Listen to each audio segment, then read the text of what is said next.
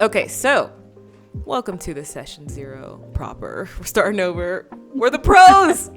Oh, We're the pros. we're the We're the pros. pros. We get it in one every time. Yeah. Hell yeah. First try. City overview. The city name: Century City. The theme: it could be modern noir, not cyberpunk just yet because we're not playing Otherscape. But what time period are you guys thinking? Usually people say modern or at least early 2000s because people want cell phones. Yeah. Yeah. Not modern. I would would say like modern. 1500s. We just blow it out the park. 1500s. Okay, you're using sticks to investigate. Obviously, it was a witch. So Century City, modern time. Yeah, Century Our City. investigation is just Modern era. it's a witch. Who's not really a witch. And you are all the pros. I'm gonna write that down. Yeah. So let me go back to the player's guide and just to double check. But I think that's like the big stuff. I think we did a lot of stuff behind the scenes just to streamline this part. I know everybody has ideas already. Yeah. Yeah, I mean, I'm ready to, I have it like an interview type where I talk to each person. So you guys, you're the pros. I sent you all the examples of like different roles you can choose. What is everybody thinking? So this is where we're all collaborating together. What kind of a role do you want to take on the team? Those were just examples that I sent in Discord. Who starts? I mean, this is everybody's thing. We're all starting. Just throw an idea out there. I will say that the idea that I've mostly been wanting to try for this specifically is I like the idea, the role of the mastermind of the group, who's not necessarily the leader, because I don't think we will have a leader. And even if we do, I don't think he will be it.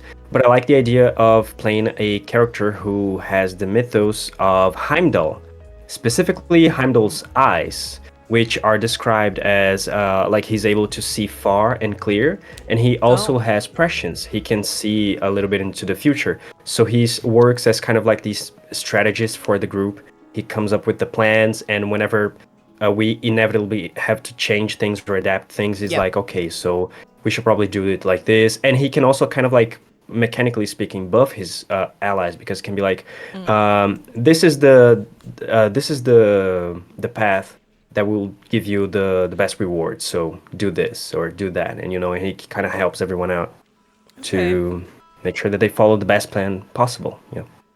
Okay, so Rift of Heimdall. Yeah. Is that what you're thinking?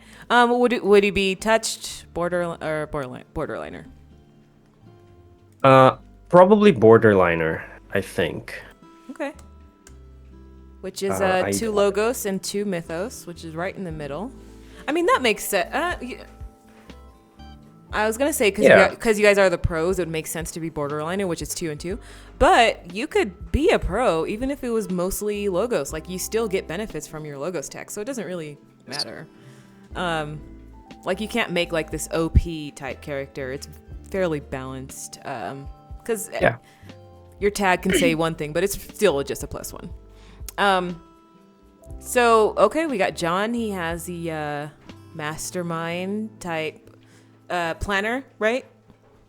Yeah. Type role. What's everybody else thinking? I very, very loved the idea of infiltration expert. So a lot of my sort of concepts are based around that. Okay. Not that I can take on another role if someone desperately wants it, sort of thing.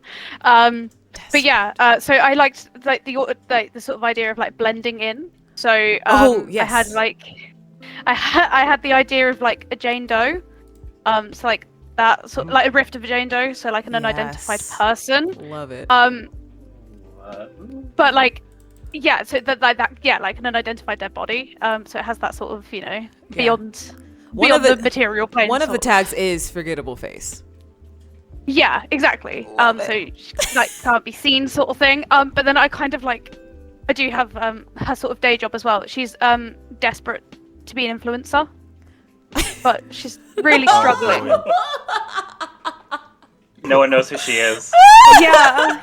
She's like, I'm an influencer, and they'll be like, who are you? Yeah, exactly. Like she just sort of. My account flops back and forth between 10K and 100K followers. Yeah, God. She's desperate to be, you know, known for something. So I kind of, and then, you know, if she's a professional, she's really good at not, you know, being good at, or being memorable, sort of thing. So, right, we're laying out these ideas. Remember, ideas might change. I know that's kind of a bit more. Yeah. Oh, yeah. Okay. So that was like my main one. Yeah. But we can like bounce back around to me because I don't want to sit here and give up all my ideas. And then someone else go with their idea. Yeah.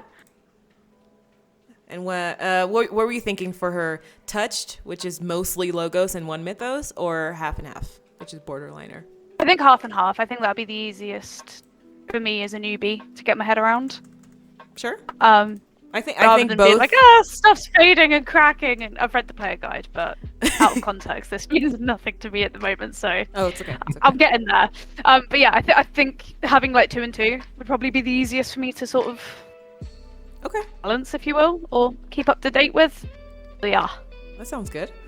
And what about anybody else? What are the other players thinking?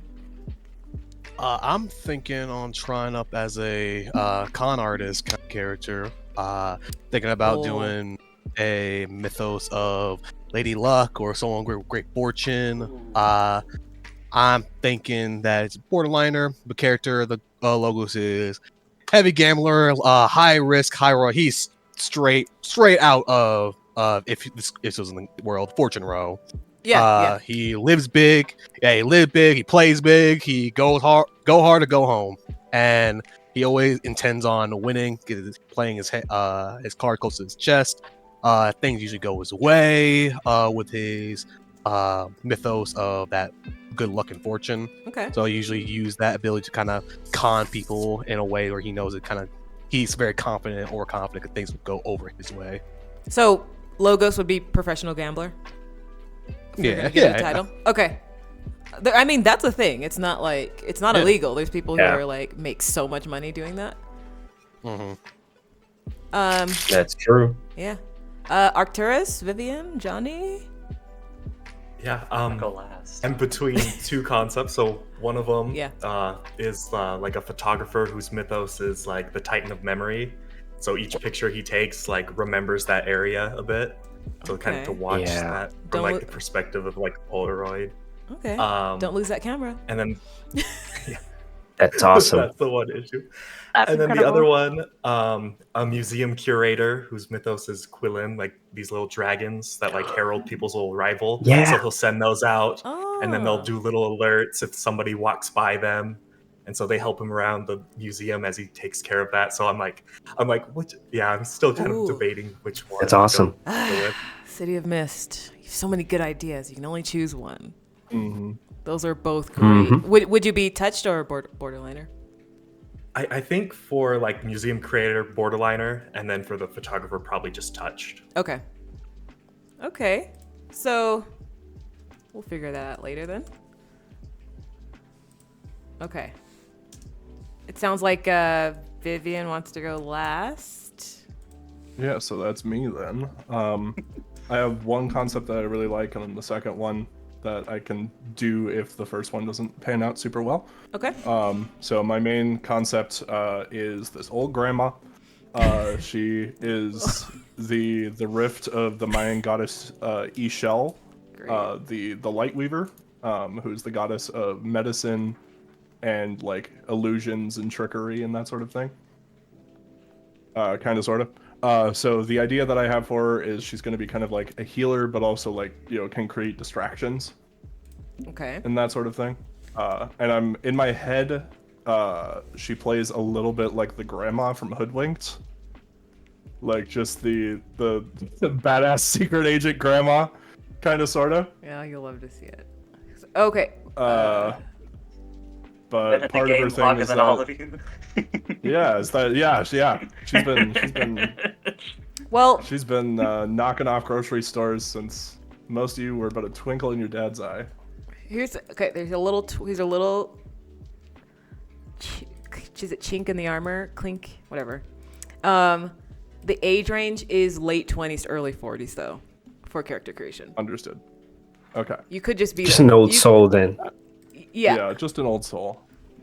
Or someone who's really into knitting, doesn't need to be a grandma necessarily.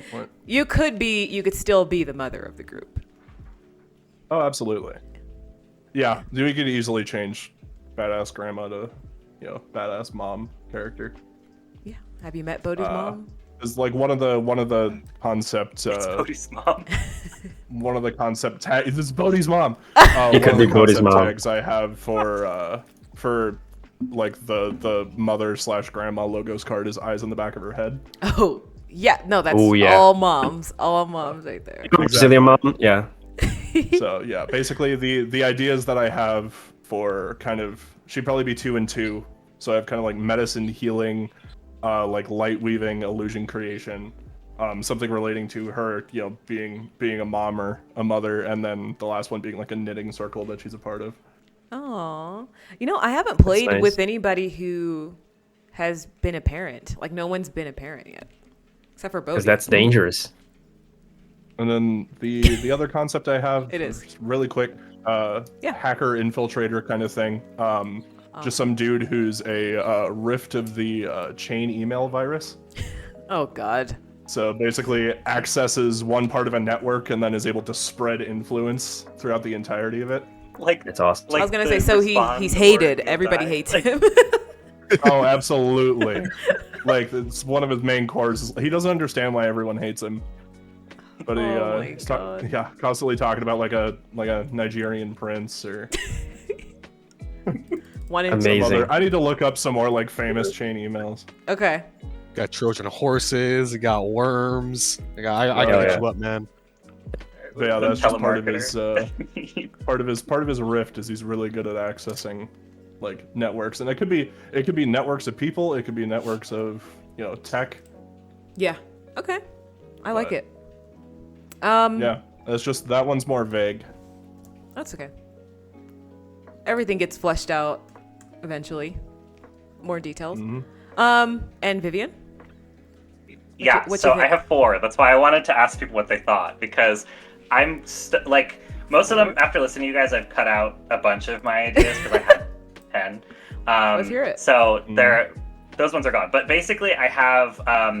I told you guys about the Pandora's box idea. I do still like the idea of someone that has like a purse or something, or like a satchel that they just kind of are like, oh, I'm gonna grab my lipstick, and suddenly there's like a world horror coming out of it. The other thing that I really thought of is because I like playing kind of characters that stand back and allow you guys to shine in like the combat-y situations, and then I like to shine in like social situations more. Okay. So I was thinking about playing a telepath, and I couldn't find any myths that had telepaths, so I decided maybe like the magic mirror from Snow White, and being able to communicate through mirrors, and that kind of stuff. The other 2 was a pharmacist that has the rift of the Jade Rabbit from the Chang'e myth in Chinese mythology, because I like to be an alchemist and I could make like potions and stuff that could buff the party. And my favorite, which I didn't want to say was my favorite, but I was thinking about it more as I said those others, Deja Vu. The character would literally have the power to inflict or change time based on like using Deja Vu. So I was thinking about like mythos tags where I could like get rid of statuses, and instead of like mechanically I'd be healing you, but actually I would be going back in time and like just kind of like very quickly and being like, oh, move to the left, and you would like move to the left a little bit, and it would take out not anything too crazy. It would be like Deja Vu, which is like a couple seconds. It is incredible. Yeah. Time manipulation, which I thought would be really fun. And play a hacker type character to be like the surveillance-y. Be the guy in the chair. That's awesome. Way. Yeah, I want to be the person in the chair. Yeah. Okay. Man. Any ideas on any of you? Like. No, I love that last one. It's clearly also the one that like you're super excited about as well. Yeah. So I think like that also plays like a massive part. Like if you're super excited for it, everyone else was super excited when they heard it, you know? It was because when I heard you say Jane Doe, I was like, I actually had this one character before that I was gonna play, but I never got to play, and I was like, I should play her. Deja vu. I love deja vu. I have it all the time. I think I'm going crazy all the time. Okay. I did have another one for the same sort of like infiltrator role, but like again, very new to this, so advice welcome. So I was thinking, like the saying like the kids are all right. Mm-hmm.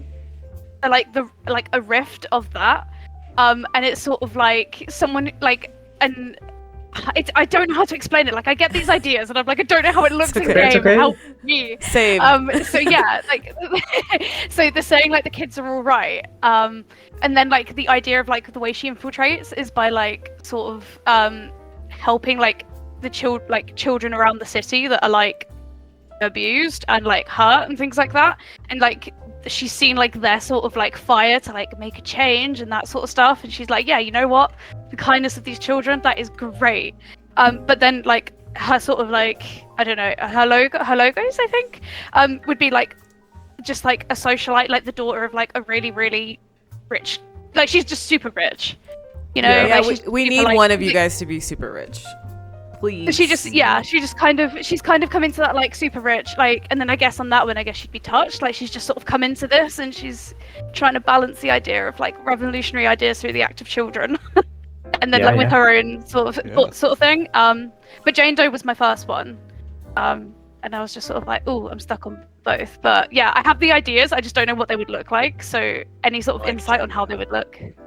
Yeah, literally, just tell me which one.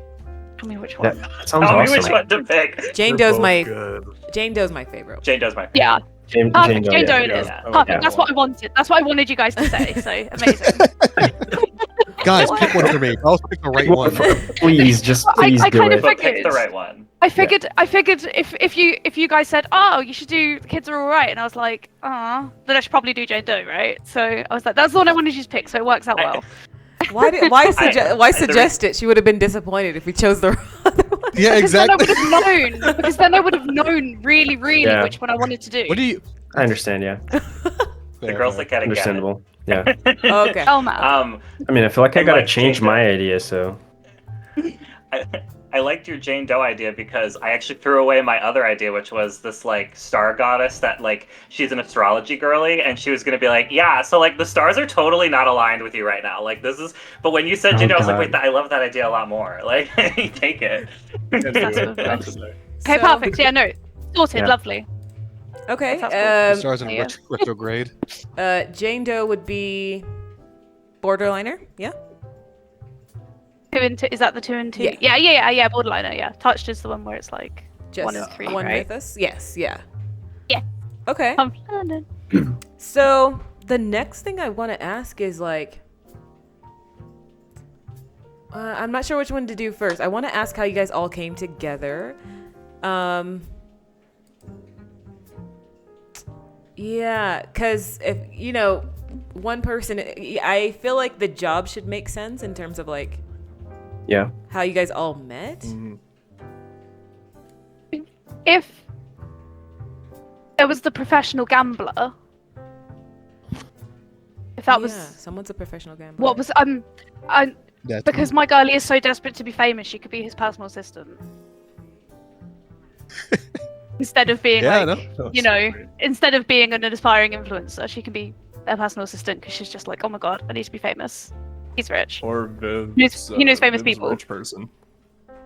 Yeah. I thought I would be rich because I'd be a hacker. I was like, I'm probably stealing money somewhere. Leeching. Okay. And also definitely think that. I also think like Heimdall's character is a good one for him, kind of collecting the crew. He would definitely be the root main person, point of contact for all of us. Oh, right. He's the planner. So just to see like what kind of roles we have here, I want to make sure that it's like diverse enough. So we have John, who would be the planner. Mastermind. It's kind of a speaker as well. But also Ibn's character is kind of a speaker too, so it's fine.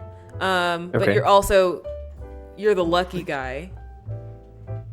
The lucky guy. What? The lucky guy. What role would that be? You Con lucky artist. dog. Con artist. Yeah. Yeah, con artist. So we got That's what I was that, thinking.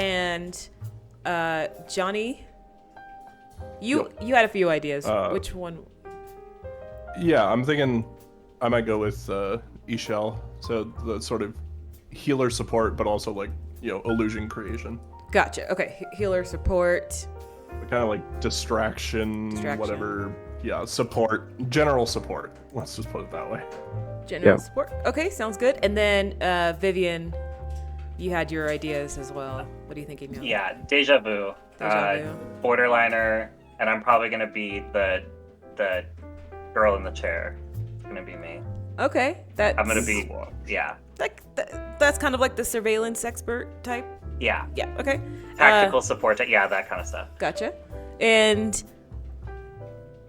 well, because infiltration is Meg. Infiltration person. Yeah. There was like drone and like security, right? That Vivian could fit into that role. Isn't that like more like surveillance or? Oh, I'm doing surveillance. Sorry, sorry.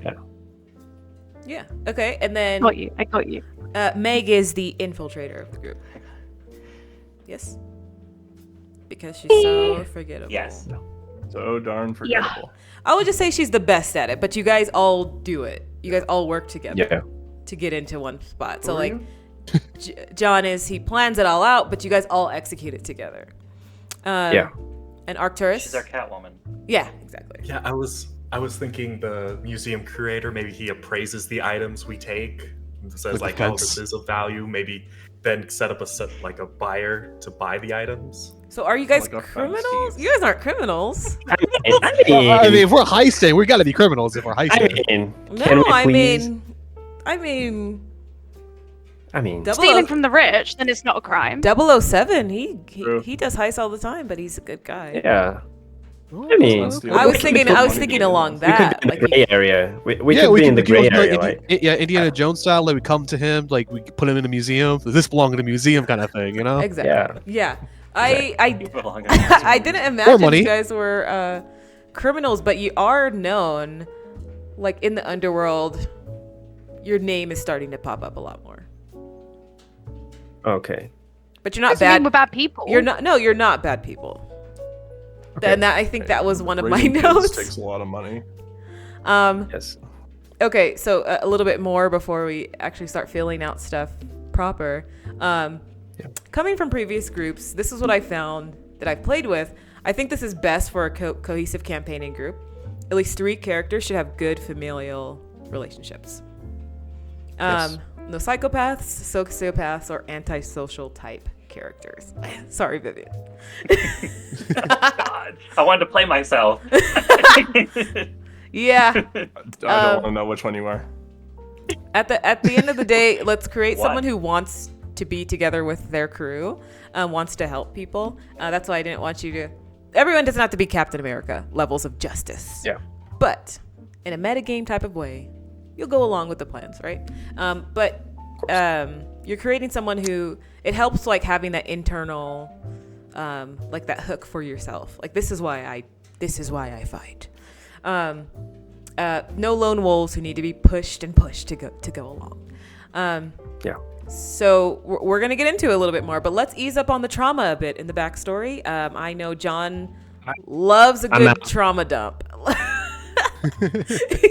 Joking. I'm just joking. Okay. I was asking John again about his character for Ibn's game, and I was like, sheesh, so dark.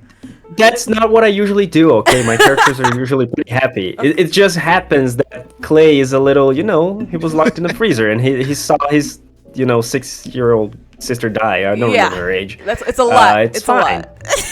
Well, Daredevil was a huge inspiration. That show was gritty, all right? Exactly, and that's kind of the feel I was giving him. I know. Yes. Clay is a specific thing. Yeah. Clay was a specific thing, and it's, But the reason is because I don't want to create pages and pages of backstory. I want us to play through your character, right? So let's create some background stuff, but let's not make your full character in the past like everything's already happened to them that could ever happen. So if that makes sense, let's have it so they can experience things and work/grow towards things at the same time. There will be trauma, but let's experience it in real time while we're playing, rather than already coming with like 10 sacks of luggage that you're role playing through, that dark Batman type character.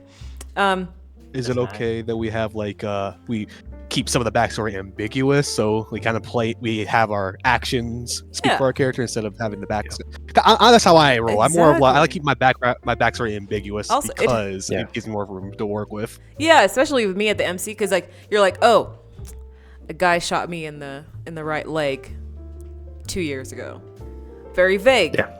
I can make up who the guy is and why he shot you in the leg. So the more vague, it actually it gives everybody else room to kind of latch onto it and add stuff to it. So it's okay to include some trauma, because I think perfect people who have no issues is a boring character as well. But sometimes a myth or a legend awakens in you due to like a passion for something or a freak accident or someone. Like, I'm gonna ask you why your mythos chose you. It doesn't have to be like something super tragic. It could be like, oh, I am a genius, and then one day I was hacking into something, and then I felt the mythos of whoever take over that day. But yes, I'm gonna ask like how a legend awakened within you. Awoken? Oh. Awoke. Oh, who knows? Awoked? Awoke? Ooh. You gotta say it once and just flag. Yes. There's we need to leave. So at the end of it all, there can be some sad stuff because that's real life. But let's not make it so devastatingly tragic. Okay. So yes, there's that. So I'm gonna start with who's first? John. Do you have a name for your character? Yeah. I do kinda. I was thinking of playing a character who has a name, but also a code name, an alias or something like that, which is Mr. Verissimo. But his name specifically, I don't know like what it would be. Oh, you don't have it yet? I don't have like his name yet. Just the title, the code name. Okay, I'll write that down. Real name TBD. Yes. Okay. No, I don't have his name yet. Okay, and his code name? His code name, I'll send it in chat, but it's Mr. Verissimo. I'm saying Mr. V, so chat. Campaign chat. Sure. Yeah. Oh, I can't. Oh, there we go. If I press show chat, yep, it will do that. Never mind. You're gonna have to spell it out for me, because if I change the view in Discord, it will show in the recording. Yeah, it's Mr. okay. V. Veri. Yeah. Ssimo. Okay, sounds good. Now, what is the mythos?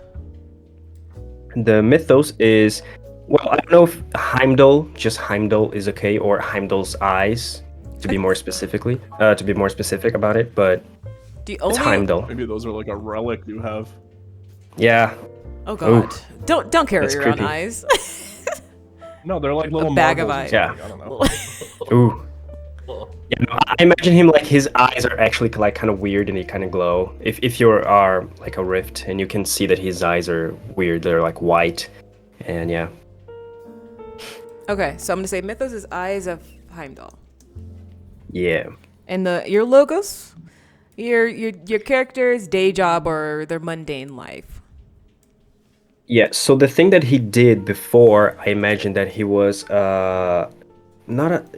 he used to work like for the government as a sort of agent. I was thinking just being like a police investigator or something, but I mean, if I could be more than that, I would like to be like work for the government or something like that. and well, that's true because you guys do now work together. So I would say, tell me what your past job was. Yeah, I imagine that his past job, like he would work with complex crimes, and specifically he would be the guy who figures out like the plans, and he investigates and tries to be like, okay, so this is clearly a complex operation that has like a bunch of people working on it. Let me see if I can figure out what their plan is so we can take them down. And that was his job, you know, he worked with complex crimes. In like the complex crimes division or something, and he was just the guy with the brains to look at a map and be like, okay, so we found them at this location at this hour, and we found some other suspicious guys here, and we know that they all converged here, so we know that there's somewhere around here. We can come up with a plan at this time, at this day, you know. And he's just the brains of the operation. He's just the strategist, you know. Okay.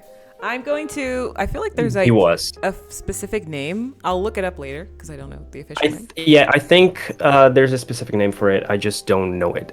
But yeah. We'll get to it. And how old would you say he is? What's the oldest he can be? 40 something? Yeah, like early 40s. Early 40. I'll say he's like late 30s. Okay. Yeah. Okay. So you want to say 38? Let's say 36. 36? Okay. Yeah. 36 years old. Okay. So I'm going to ask you about his background. We don't have his name yet. Yeah. So okay, yeah, we're not going to get into the theme cards just yet, but I want to know, like, okay, where did he grow up? What's his family life like? Why is he so good at strategizing? All that good stuff. Yeah, so I think his family, he had like a family who like envisioned him like becoming a doctor or something like that. He had that kind of family, but he always loved the idea of doing something more interesting. Mm-hmm. And he was always kind of like a prodigy in some way. He was always not necessarily a prodigy, but he was always like a smart kid. And he just had this idea, like he knew that he could do something with his life and with his knowledge, with his intelligence, and he just didn't know what it was before, you know. He liked puzzles, he liked solving crimes. Like when he was a teenager, he would be one of those kids who like tried to solve crimes and stuff like that. And he just decided to work with that. I'm not gonna be like, oh, there was a weird death in his family and he's trying to solve that mystery. No, that's not it. Okay. Like regarding his family, that's it. They just had big hopes for him, and he was like, yo, okay, but I'll do it in my way, you know. Okay. I'll do it my way. And just for everybody else who's listening in, I'll ask you the same question, so just think about that as as we're talking. But yeah. Sorry, John. Anything else? It's okay. And then he started, I imagine he first started working for the police as an investigator, and he just kind of grew, and eventually was asked to join a different division. And that's when he started working for, he was in a higher stage, per se. And yeah, he started doing that. So started working for the police force, and then eventually got a more specialized role, right? Which is a little bit higher. Okay. Exactly. Okay. And then what district would you say he's from? That is an excellent question. I think his family was like, he wasn't like from a wealthy family, but he was definitely from a nice part of town. He didn't really struggle when he was younger, so maybe, I don't know.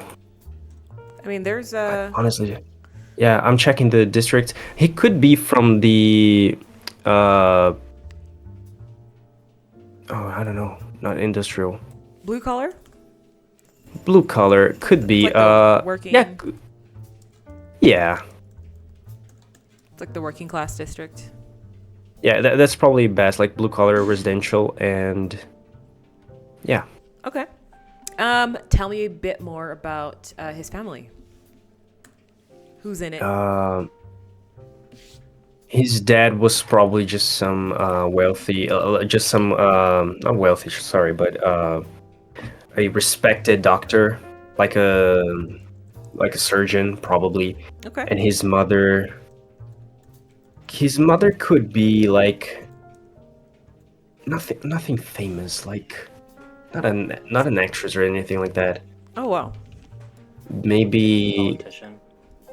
yeah, she could probably work for she could be like a politician. Okay.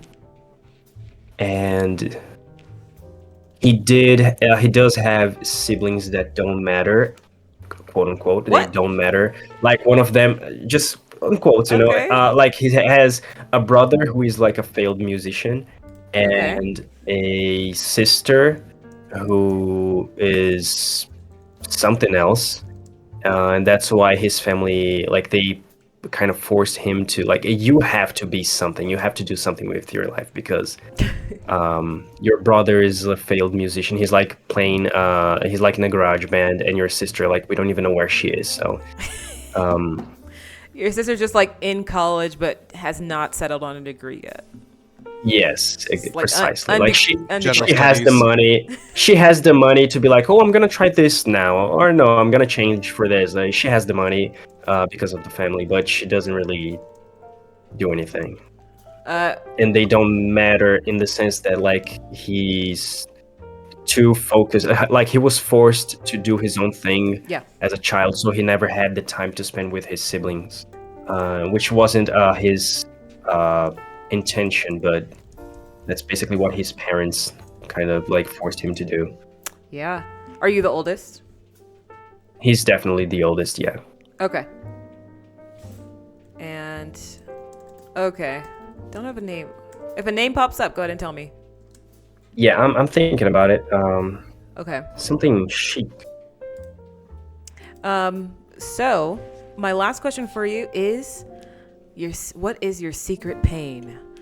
Describe a core inner conflict or hidden vulnerability that drives your personal story arc. I think he definitely, in a way, even though he might not even be good at expressing it, but he does love the thrill of the chase. He likes the reason why he likes working with complex crimes is because he likes the thrill of the chase, and he likes the dangerous part of the job. And you know, he didn't struggle as a child. He had everything that he could possibly want when he was growing up, and he was smart enough to achieve everything that he ever wanted until now, at the very least, or until he was working for the government. But he just really he wanted that something, you know. His life was just not interesting enough for his brain, and he just wanted that something that would actually, you know, make him feel something. I imagine him, like, my two references for his personality. Don't worry, but my two references is something like kind of like Dr. Manhattan, and also Garnet from Steven Universe. Okay. So he's like, because of his powers, he has prescience, he can see far and clear, and he's very smart. He's a strategist, he has an eye for detail and stuff like that. So he's usually like very, he interacts with people and he has like close connections, especially with the people in the group, but he's like very neutral. But he wants something that will make him smile, and that something is like a complex puzzle for him to solve. Okay. Now, he and loves otherwise life is boring without that. Okay, so he loves the thrill of the chase. He likes the dangerous part of the job. How does this hinder him? I think for him, the harder the job, the better, which doesn't necessarily mean that he will be able to solve it. I don't know. I'm trying to help you find a way, why it's like your toxic trait, right? So why is this? Why? How come it's not good in a sense? He will, even though he can kind of see a little in the future, and he has that his strategies and his plans. He may sometimes push the boundaries of what is safe, maybe not just for himself, but for the others. I was gonna say that sometimes he'll go too far because he loves it so much, and he doesn't think about everybody else's safety. Yes, and sometimes he may even be like, I know this, there's not a high probability that this will work, but if there is a chance, I want to see it through. And he will definitely do that to his own detriment, and maybe as well to the detriment of his group. Because since he's the one like coming up with the plans, he might sometimes not be very honest about his secondary intentions with where he's taking the thing, you know. So he just wants that high that comes from these jobs and like thrill seeker. Okay. Exactly. Gotcha. Like sometimes, most of the times, he's pretty like he loves his friends and his group, and he wants to. He plays with. He likes to play with their strengths. He's like, I know you can do this. That's why I put you in this position to do this. But there's sometimes he's like, I mean, this is not really gonna work, but maybe I don't know. Because I want your character to grow from somewhere. Yeah. For right now, he does it a lot. Okay. That's even better. Yes. Okay. So that's why it's your secret pain. It's the thing that it's your toxic trait that you got to work on. I mean, no one's perfect. Exactly. Next, I'm gonna do 2 more characters, then we're gonna take a break. But I'm gonna go next, Meg. So, what's your character's name? So first name Daphne. Okay. Oh my God, Daphne. What's her last name? Surname. Oh, sorry. Burton. I feel like that's very. Daphne Burton. Oh. You know. Oh. Daphne Burton. I was thinking like Smith. Can we get Jones. Can we get like an even more boring name? Boring. Do what? First name or surname? Both. Just like the most basic. Okay. I love. The most common name in the UK. Oh, I hate that name though. I was like, the most common name in the UK is Olivia, but I don't think that's boring. I don't think it's boring. Say Jane Smith.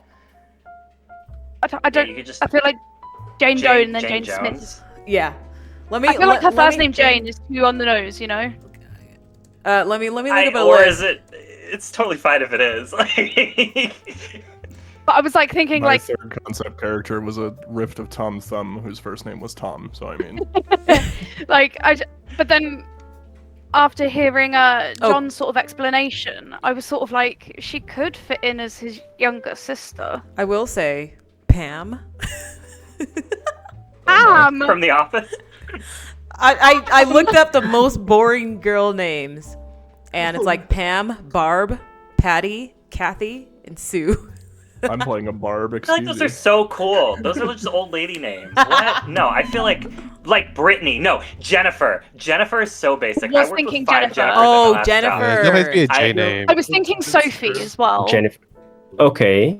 Oh, Sophie is pretty cool. Sophie's pretty. Sophie or Sophia? Sophia's too flair. There's too much flair on Sophia. Okay. That's my sister's name. Too much flair. Jennifer is very basic. I'm telling you, Jennifer. Yeah, Jen. Okay, Jennifer. Listen. She's Jennifer. She's Jennifer. At my last job, there were 5 Jennifers in one department, and I was like, I don't like. Wow. Why are there so many Jennifers here? It's a white. Purely because it's a white sedan. I've never met a Jennifer. Yeah. That's the only. I've never met a Jennifer before. Now, I do like the idea that you said, Meg, that Jennifer is actually John's character's little sister. Well, if I talk through my background, what I came up with, sort of as you were writing, I was like, oh, she slots in for what I was coming up with anyway. That's a character connection right there. Ask your questions. Okay, gotcha. So, Jennifer, will keep the last name vague just in case you're his sister. Mm-hmm. So, the mythos is Jane Doe, right? Mm-hmm. And what's her logos? Their day job, mundane life. So, her mundane life, I just literally thought, like, she just works at 9 to 5. Like, she is just your office 9 to 5. Do you want to receptionist? She's a receptionist. She's a receptionist. Yeah, because I've been a receptionist. And I fucking loved it. Receptionist. It was the best job in the world. Oh my gosh. How old? My character's receptionist. How old is she? I want to say like probably mid-20s. Like I picture her being like the youngest, sort of forgotten about child. Like yes, she has older siblings that have done like great things. That her parents are like, oh, we're so proud. You know, we've got the college degrees up on the wall, and it's like, oh, and we've got Jennifer. You know, like they don't hate her. She has a good relationship. Her parents were lovely. You know, like they loved her, but it's just Jennifer was just there. You know, like, you know. Let's say she's 25. Perfect. Okay. The next is your background.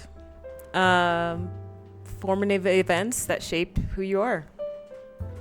So like, so I kind of had, or like, is that like how like the Rift chose you, like, and the Mythos awakened, that sort of background, or because I don't. Before the Rift. I've got that, but I don't have. Oh, before the Rift. Okay, so like before the Rift, she was. I kind of think like John said, you know, like she had enough money to just sit around and do what she wanted, but her parents were just kind of like, "Oh, Jennifer, we're still paying for your bills. You should get a job now," sort of thing. You know, she had to be kind of encouraged to do it, and she was like, "Okay." You know, and she's good. You know, she's good at her job. She gets average across the board in her reviews. Average. You know. Love it. Sort of thing. Like I pictured, you know, that being sort of day to day. Okay. And I think I want to say that's why you're so basic and average. The mythos of Jane Doe has taken over you. I don't like that. I like that, but I had as well. Wow. She was either her mythos awakened either when she was just like, you know, like bored at work and just scrolling TikTok. And she was like, there is a lot of true crime TikToks today. And then it was like a That's So Raven vision moment. And it was like, wow. Oh my god. And it all just clicked. Or there were there were just like a load of like she just kept seeing like when she turned on the news, it would always be like a like on the news, it would always be like about an unsolved crime and a Jane Doe as the victim that they can identify. And then she just sort of like, she was like, oh, another Jane Doe, funny. And then like a week later, when she'd watch news again, it was a different Jane Doe, and it was like, oh, funny. And that sort of like, you know, that kind of thing. Yeah. That kind of way. But yeah, that was what I had for that side. Okay. I like it. I like it awakening. She's just so fucking basic. I love it. I like the fact. I would like it. Well, I like that if it just awakened when she was bored at work and scrolling through social media. Oh, perfect. We can go for that one. Or even more boring is just like she was stapling some papers. And she's at the copier. Her boss was like, "Hey, Jane, can you make some copies for me?" And then she goes to make the copies, and she's just like, "Jane, boom," just like instant. Your name's Jennifer. So she's like, constantly be called Jane. Copy, easily forgettable. Yeah, sorry. Yeah, like she just. Your boss like, bumps into you. Constantly. I think you've given up on correcting people. Her name is Jane. Yeah, I think you've given up on people like correcting them on your name. 100%. So just be ready. All the NPCs are gonna call you anything but Jennifer. She will respond accordingly.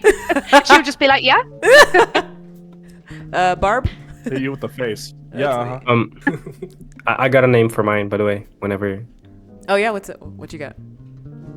I mean, I can't help but pick a Brazilian name in a way, with a weird, different, interesting surname. So I was thinking Wagner Weiss.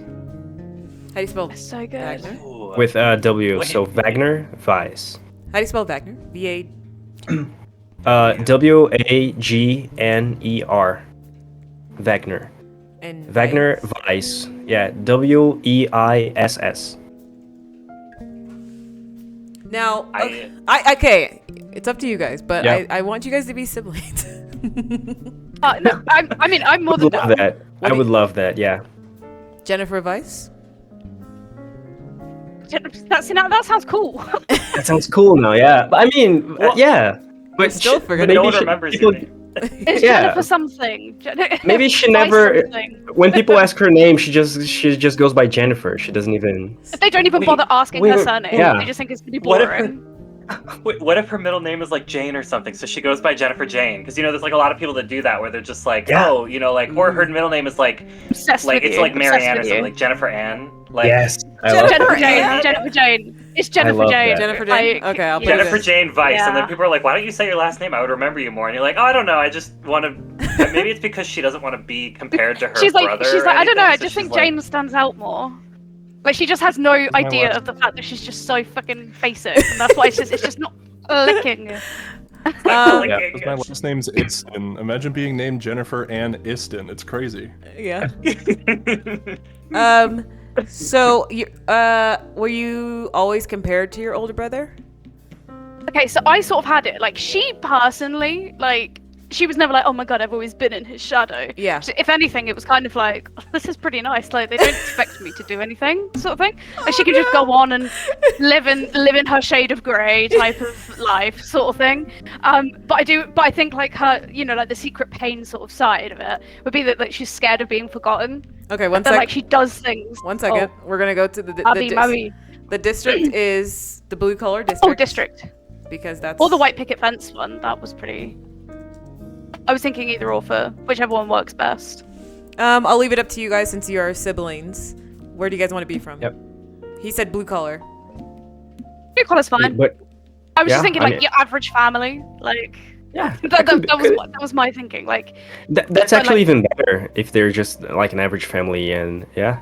like they earn well. Like they have the white picket fence and the just Yeah. your perfect American family. Yes. Your average American family. Me, an average American. Yes. Actually, I Me, guess an average American. Happyville would make more sense then.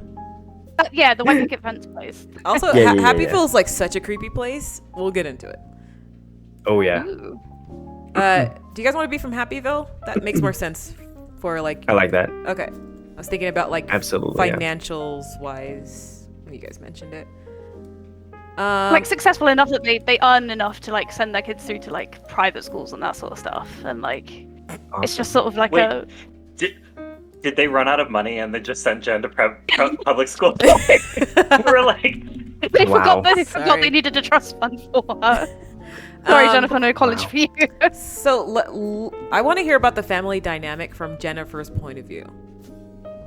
So I think she is kind of like I love having a hotshot brother because like it pisses her off at Christmas when everyone's like, oh look what your brother's been doing, but she's like that's been her whole life, so she can just sort of tune that out. So it doesn't actually bother her that she's not like this super duper along with her siblings sort of thing. But I just think like she just has an alright relationship with her mum and dad. Like they're not mean to her. They don't forget about her. Like they didn't leave her at a bus stop or anything. It's literally just your average. My parents are great. They loved me a lot. They're still together. Oh. That sort of. Oh God, she would be boring at Yeah. small talk because all the answers would be Oh, so God, yeah. boring. Yeah, literally. But like even her small talk isn't boring enough to be remembered.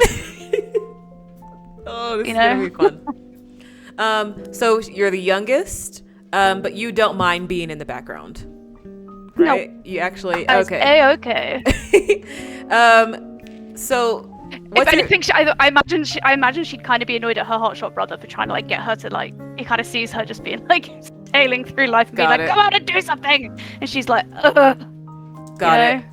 I love that. So I think there's probably more tension not tension, but it's probably more from the successful older brother than her parents, because her parents are just like, well, we've got our successful children, so. So gets annoyed when Wagner tries to push her to be better. Yeah, just like stop nagging me, man. Go do your own thing. You could do better. 1,000 high. Okay, so now that you guys are siblings, what's your mom and dad's name, and what's the middle child? He's the failed musician. Ooh. What's his name? Yeah. Gotta go something. I feel like he would Bodhi. also have like a very cool name. If you want to have like a Brazilian name again, like go for it. Maybe one of them could be something interesting. Let me check. Okay, I'll see what I can do. I mean, Oh, maybe? No. Okay.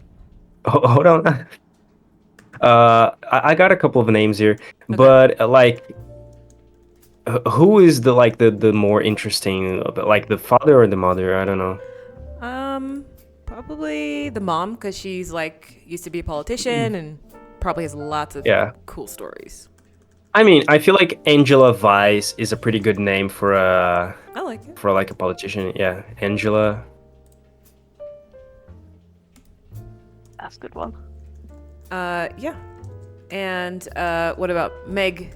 Give me a dad's name. Gary. Oh God. Yes. Absolutely, yes. Is that where the basicness started? The basicness. My stepdad's called Gary, and he's like my favorite person. And he doesn't. I tell him about that. I play these games, and he's like, I want to play, but I don't know. So I was like, I'll throw you in there.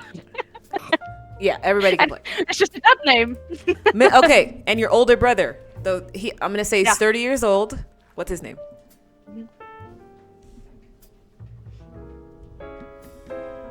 I don't know. Got Wagner, Jennifer. Anything. Yeah. It has to be something like in the middle, you know? Like Jason?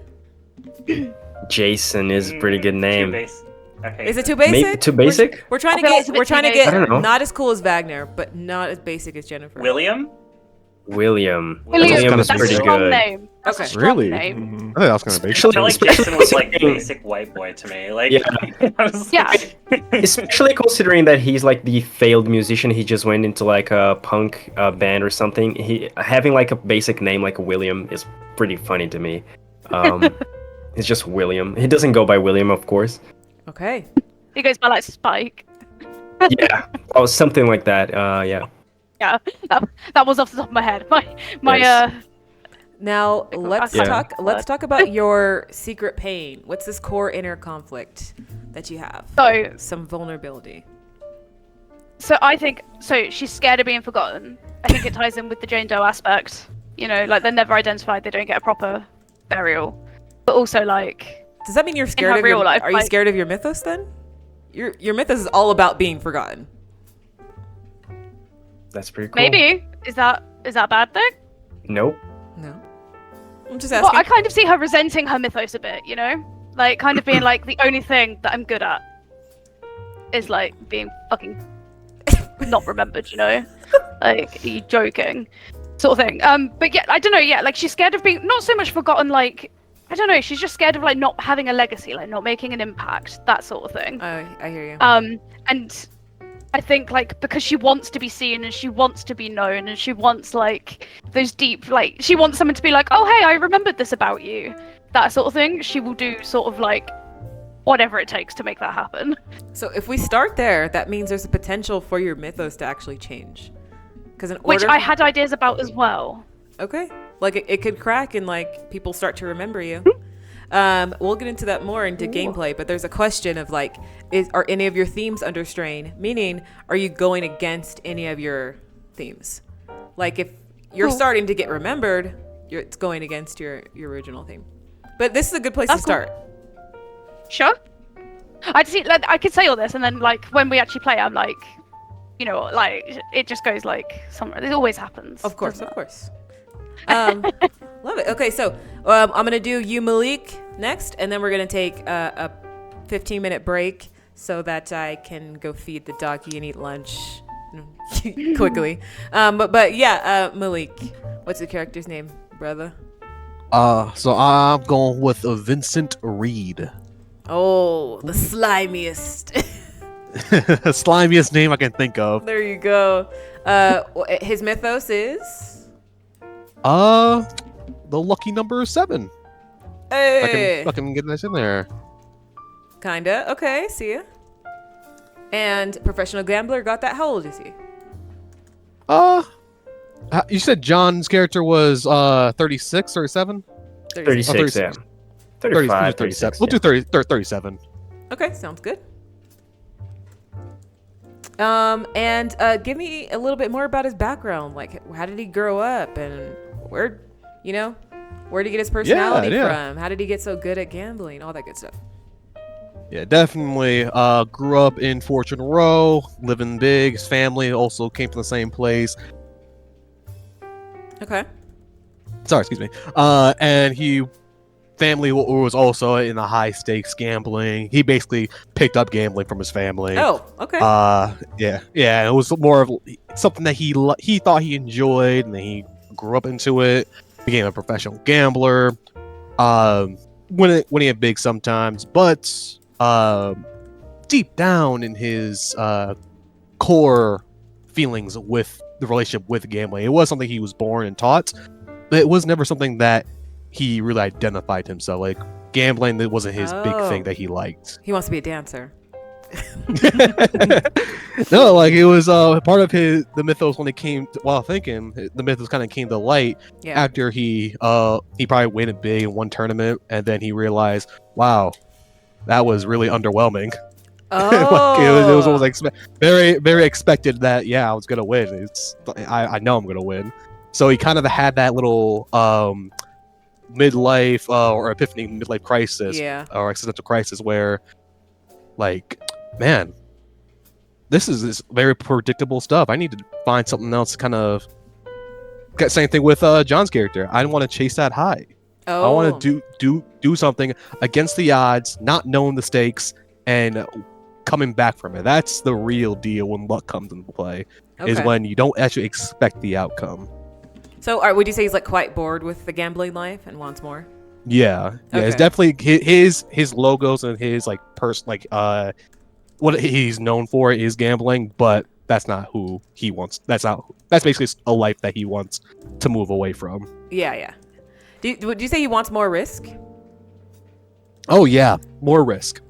Okay, thank you. That's a note I will put down as the MC. Yeah, he will always. His toxic trait is he'll definitely take a lot of unnecessary risk. Okay.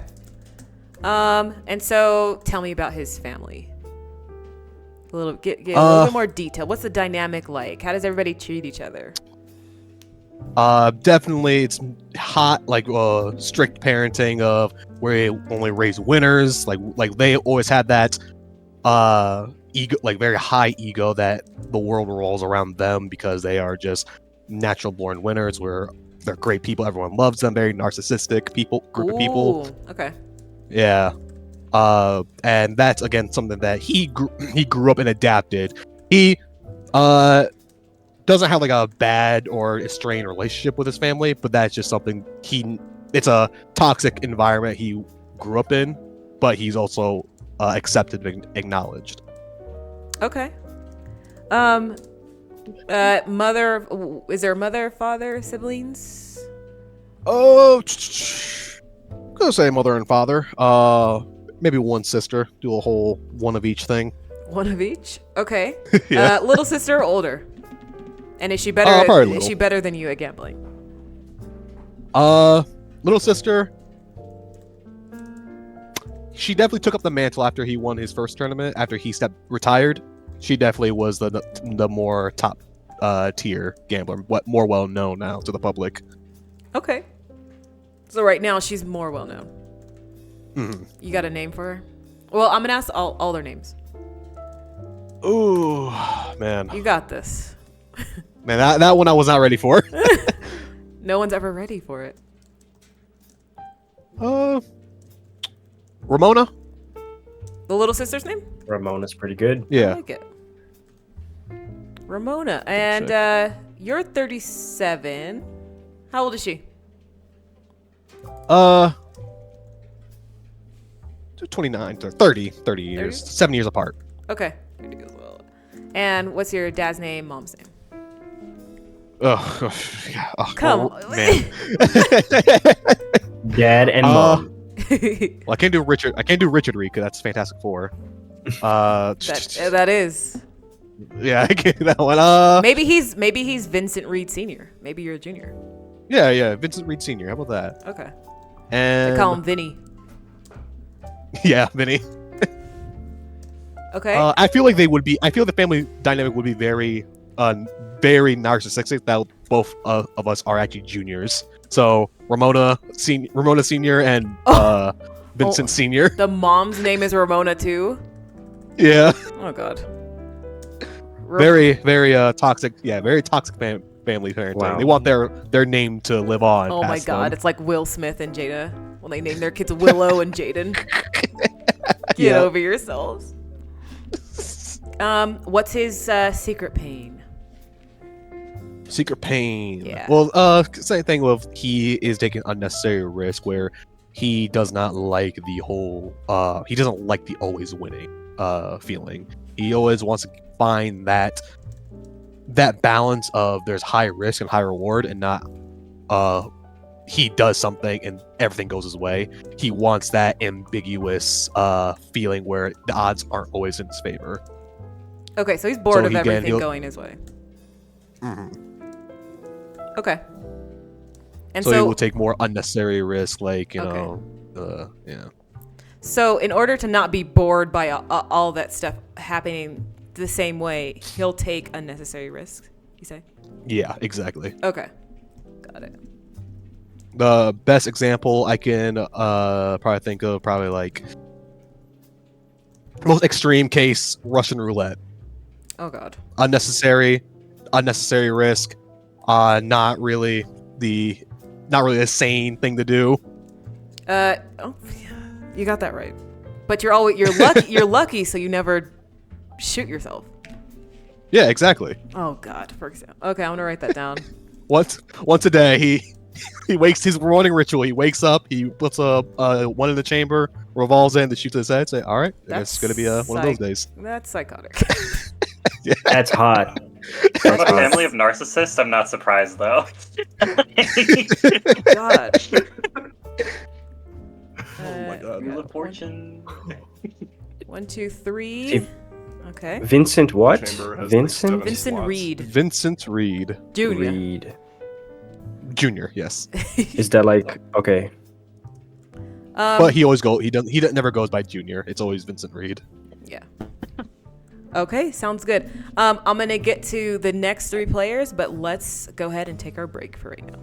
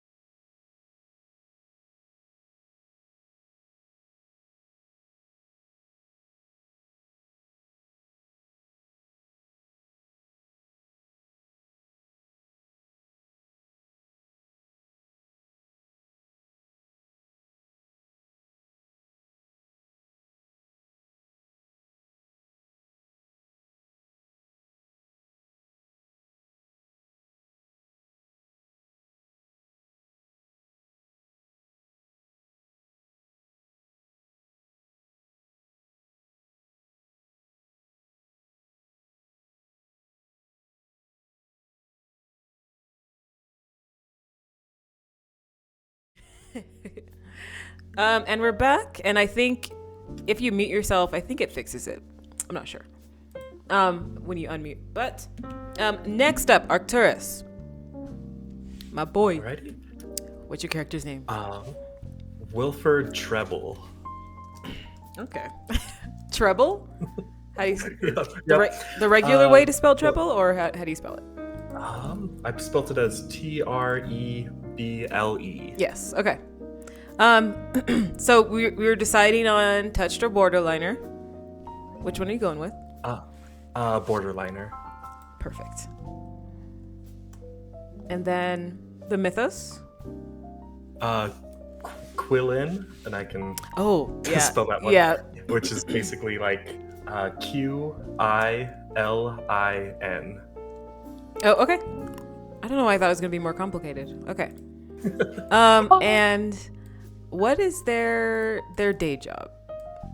Their day job is just museum curator. So they take in museum artifacts, they restore them if need be, and then transfer them to other museums on request. Oh. So he kind of just manages a museum, makes sure patrons are there, and everything's kind of upkeeped in the building. Okay. You could host some community events in the front foyer as well. And how old is Wilford? He's getting up in years. He's 39, almost hitting 40. Getting up in years. Okay. 39 years old. That's not that old. Yeah, it's not. So he's getting up there. He's a fossil. Him in the display case. He curates himself. So give me a general outline of his background. His background? Mm-hmm. How did he find himself as a museum curator? Why is he so good at it? All that good stuff. Yeah. So he started with working at his mom and pop's music store, and then wanting to expand from there, he decided to go to university, and the university's in the old corner with all this history, and so he fell in love with how all the historic buildings, and found that pushing him towards more of a history in line degree. And so then he kind of, at the first chance he got, he kind of just went forward with owning a museum and helping get that off the ground. You own a museum? He's struggling to own a museum. Oh, okay. So he definitely is struggling to meet those payments, get visitors in. And I like to think that his mythos manifested as he was getting all these historic artifacts, and then as he was sending them out, because a Quillin kind of signals when somebody important arrives or when they depart. Okay. And so as artifacts from people kept coming in and leaving, it took an interest in him. These little dragons began to manifest, and kind of used those and to do little odd jobs around the museum for him. Okay. Those artifacts. And is he from Old Quarter? He used to be from downtown when he lived with his folks, in an apartment above their music store. Okay. And he since kind of expanded to live near Old Quarter in the museum he curates. Okay, grew up downtown but now lives in Old Quarter. Mm-hmm. Gotcha. Okay. Tell me more about his family. His family? So his two parents kind of became a little neglectful as they had more kids. They decided to have the kids raise each other. Ooh. As they kind of decided to pursue their passion as aspiring musicians. And so they're trying to get their footing and get off the ground as kind of a duo. They'll get along with Jennifer's older brother. His name is William. So they kind of push a lot of responsibility onto their kids. So the older brother kind of suffered from that. So now he runs the store for them. Oh. Okay.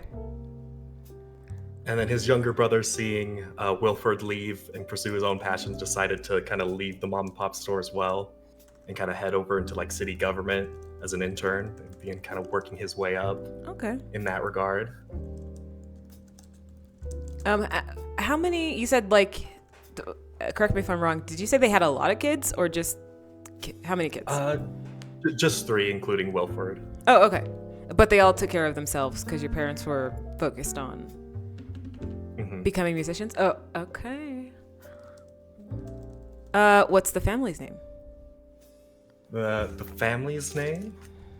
You can do just it. like each member of the family? Yeah. Or... Yeah. Okay. The dad's name would be Jeremy. The mom's name Winifred. The older brother would be Tobias, and then the younger brother would be Neil. Mother, Winifred? Mm-hmm. And then... Oh, wait, where are you in the hierarchy of children?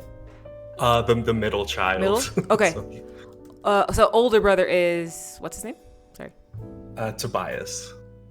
And so he kind of runs the music store for my folks. Okay. Runs the music store currently. And...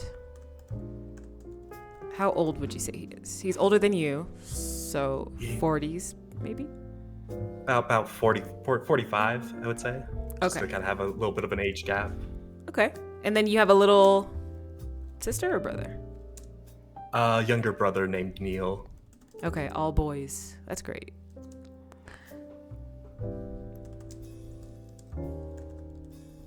And you said Neil's in the government?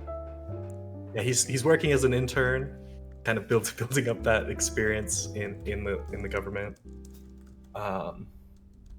Mostly working like reception for some of the big wigs.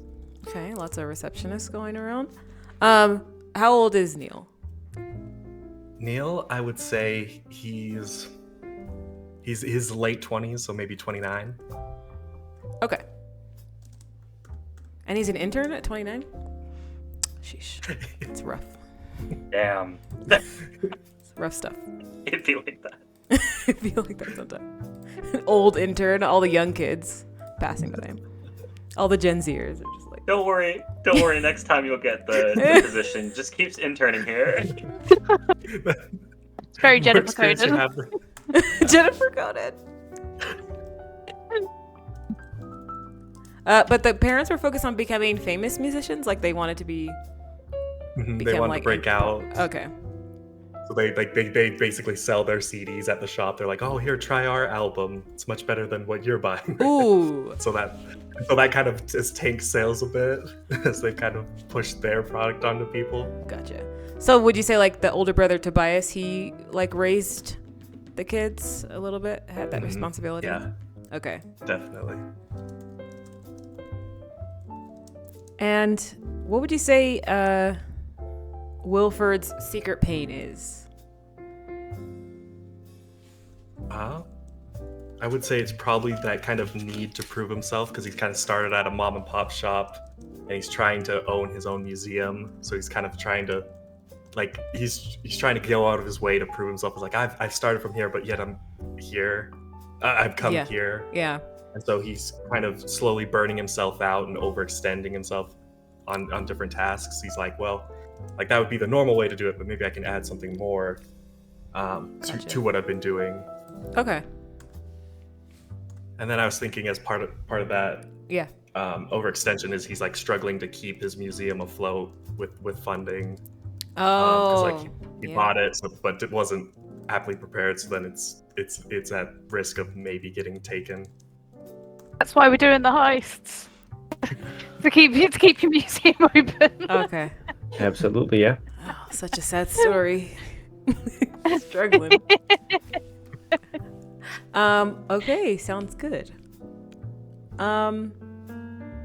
Okay, so next up, Johnny. Yo. Oh, let me erase that H. There's no H. What's your character? What's your character's name? So I haven't decided on a last name. I could probably just figure out one. But first name is Barbara. She just goes by Babs. Okay. Touched or a borderliner? Borderliner, I think. Yeah. Okay. Just based on what I've written down, at least. Okay, and her mythos? Yeah, mythos is Ixchel, which is IX space CHEL. Okay. And as as for logos, kind of broad character concepts, like sentence of her whole thing summarized, I stole a line from Reba. Okay. Is single mom who works too hard, loves her kids, and never stops. I was gonna say that. I was gonna say it. Of a fighter. No, we can't. Yep. Copyright. Reba, don't sue us. No, because then we'll just keep singing the song. Exactly. It'll never end. Logos is a single mother? Is that? Yeah, Logos. I said suburban mom, but that works too. One's more vague, one's more specific. It's up to you. True. Yeah, I guess single mother works. Who works too hard? Yeah, single mom who works too hard. We'll just leave it there. There we go. Let everyone fill in the blanks. How old is Barbara? She is 39. She is dreading turning 40. Okay. And does she keep it tight? What does she look like?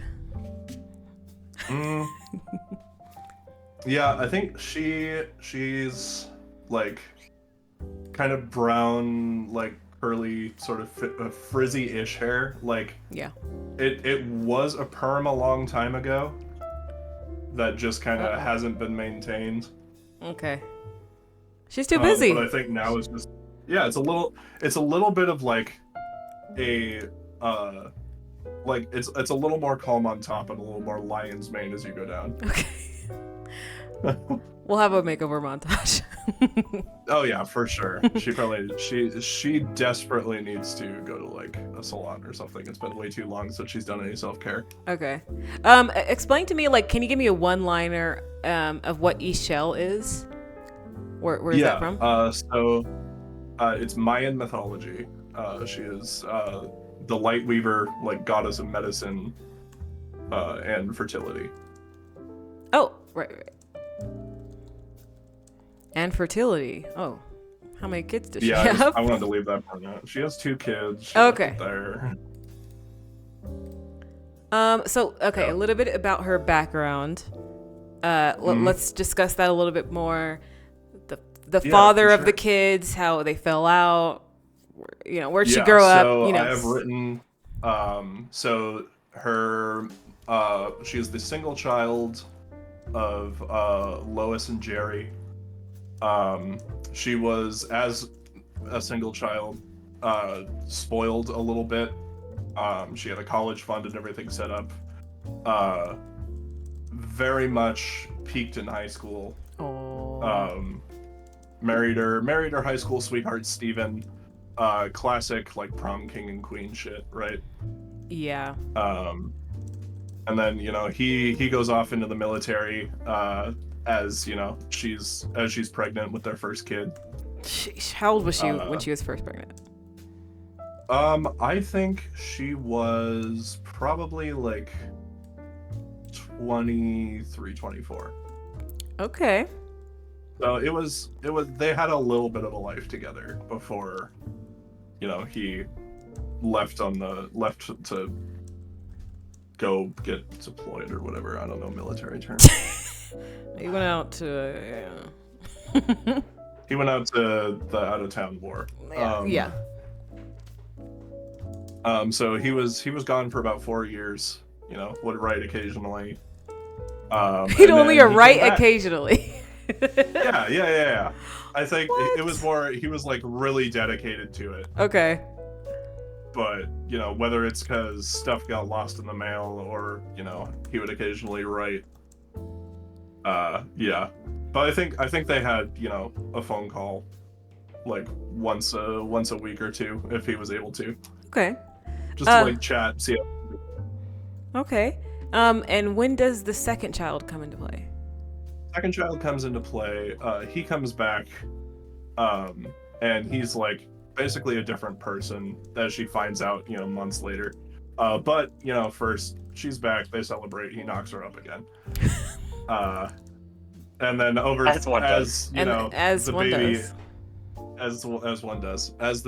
the child is coming closer to being born, she's discovering that he's a different person and not the same guy that she married. And they had a big fight. She told him that she basically yelled at him and said that her her son doesn't even, their son doesn't even know him, and then he left, and sheesh, all that. And as for her awakening moment, it was not too long after that. She had a crisis in bed over how she was gonna, pull her life together, I think. Okay. But yeah. And then she has a rock star neighbor named Deb. Who's probably, I think Deb is an empty, Deb and her husband, I haven't figured out a husband's name, maybe just Jim or something. Deb and Jim are like empty nesters, like late 50s, early 60s, who are more than happy to look after the kids.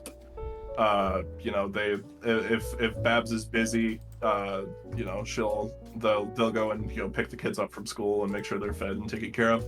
The thing with that is they have a trampoline and a pool and gaming systems and all of that. Yep.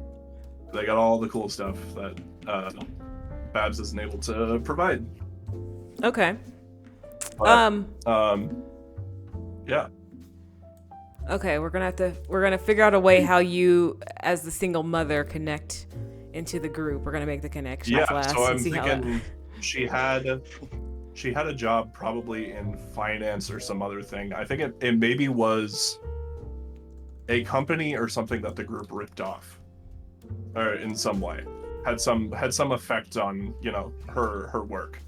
Okay. And basically she had this job, and the place got ripped off or something.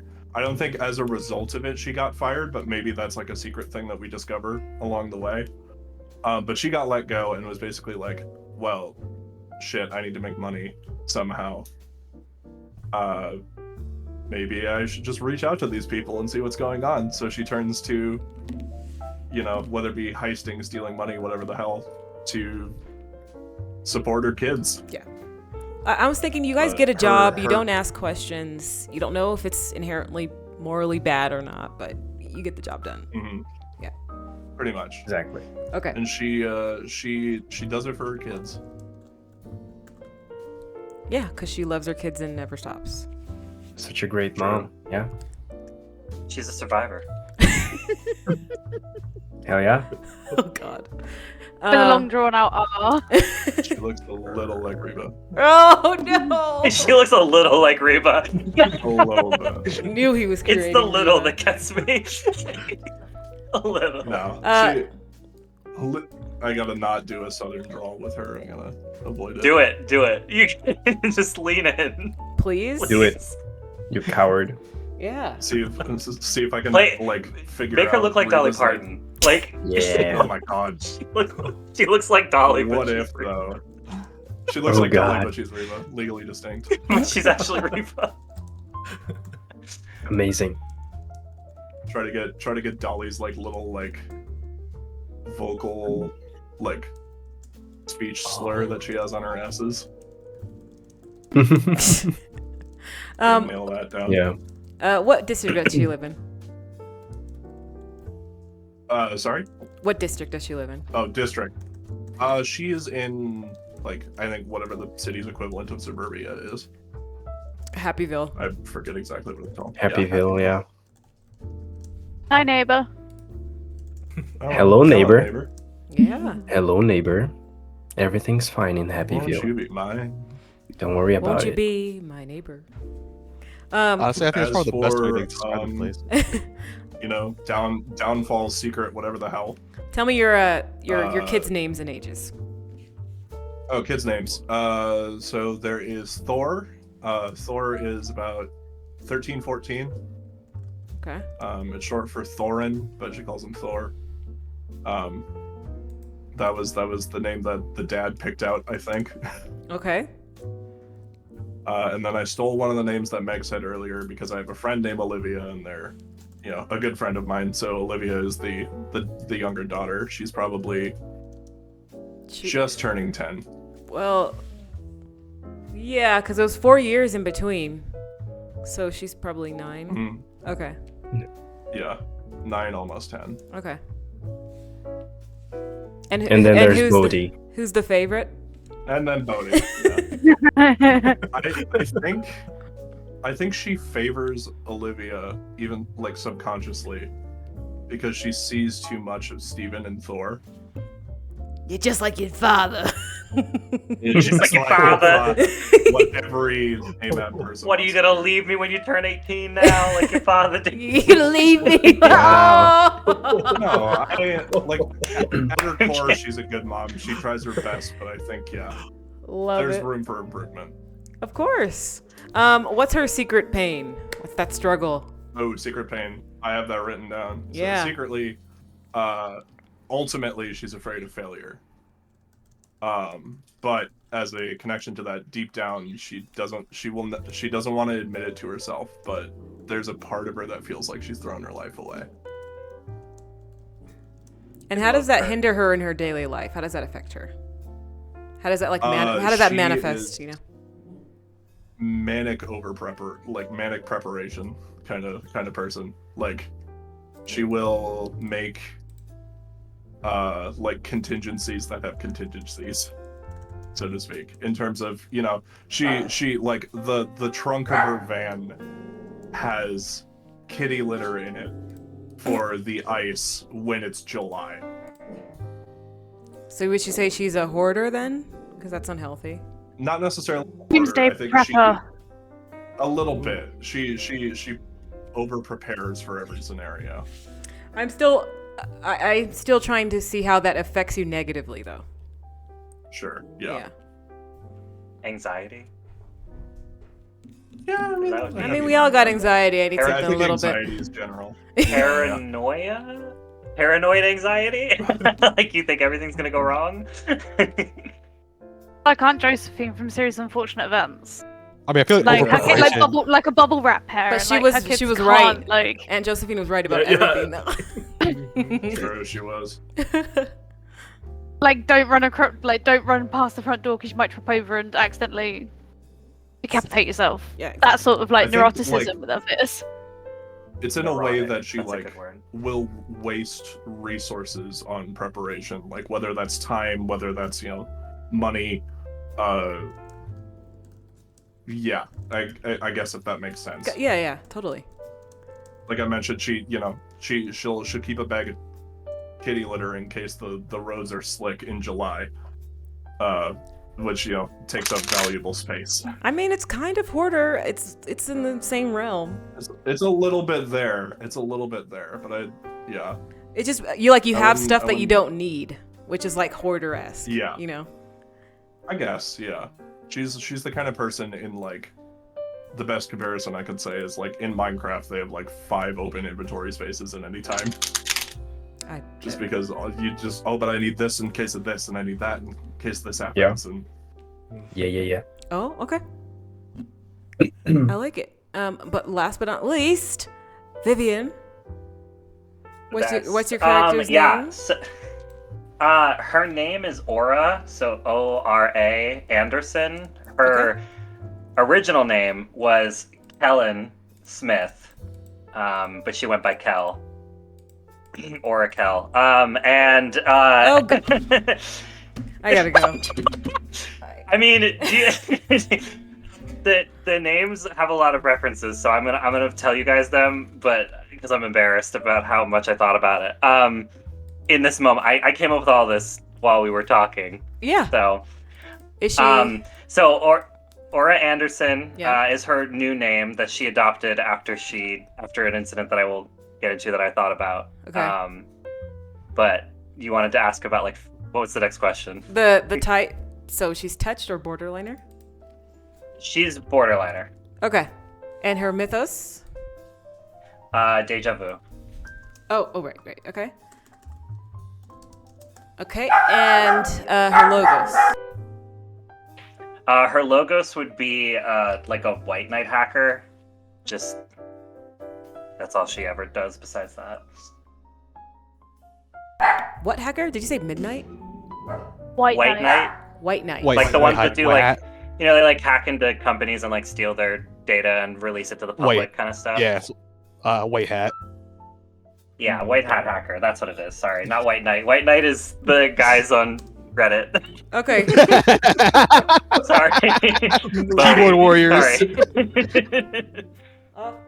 Okay, and how old is she? She is 37? Probably like closer to 40, but she'll say like 36, 37. I'm gonna say she's 39, but you could tell people whatever age you want. She's probably gonna say she's 35. Okay, I think Jennifer's the youngest in the group. He's a baby. Yeah. Jennifer's 25. Everybody else is in their mid to late 30s. That's funny. We're professionals. We're pros. Yeah, exactly. Mm-hmm. So tell me a bit more about her background. How she got started. Yeah, Where's she from? Yeah. Yeah, so her parents are Louisa and Lewis, Lou and Lou Smith. And she has an ex-husband who thinks that she died, named Jamar Jamé, which is so it'd be Jamar, and then hold on, Jamé, which is I'm gonna get the names later, sorry. but the background was basically yeah.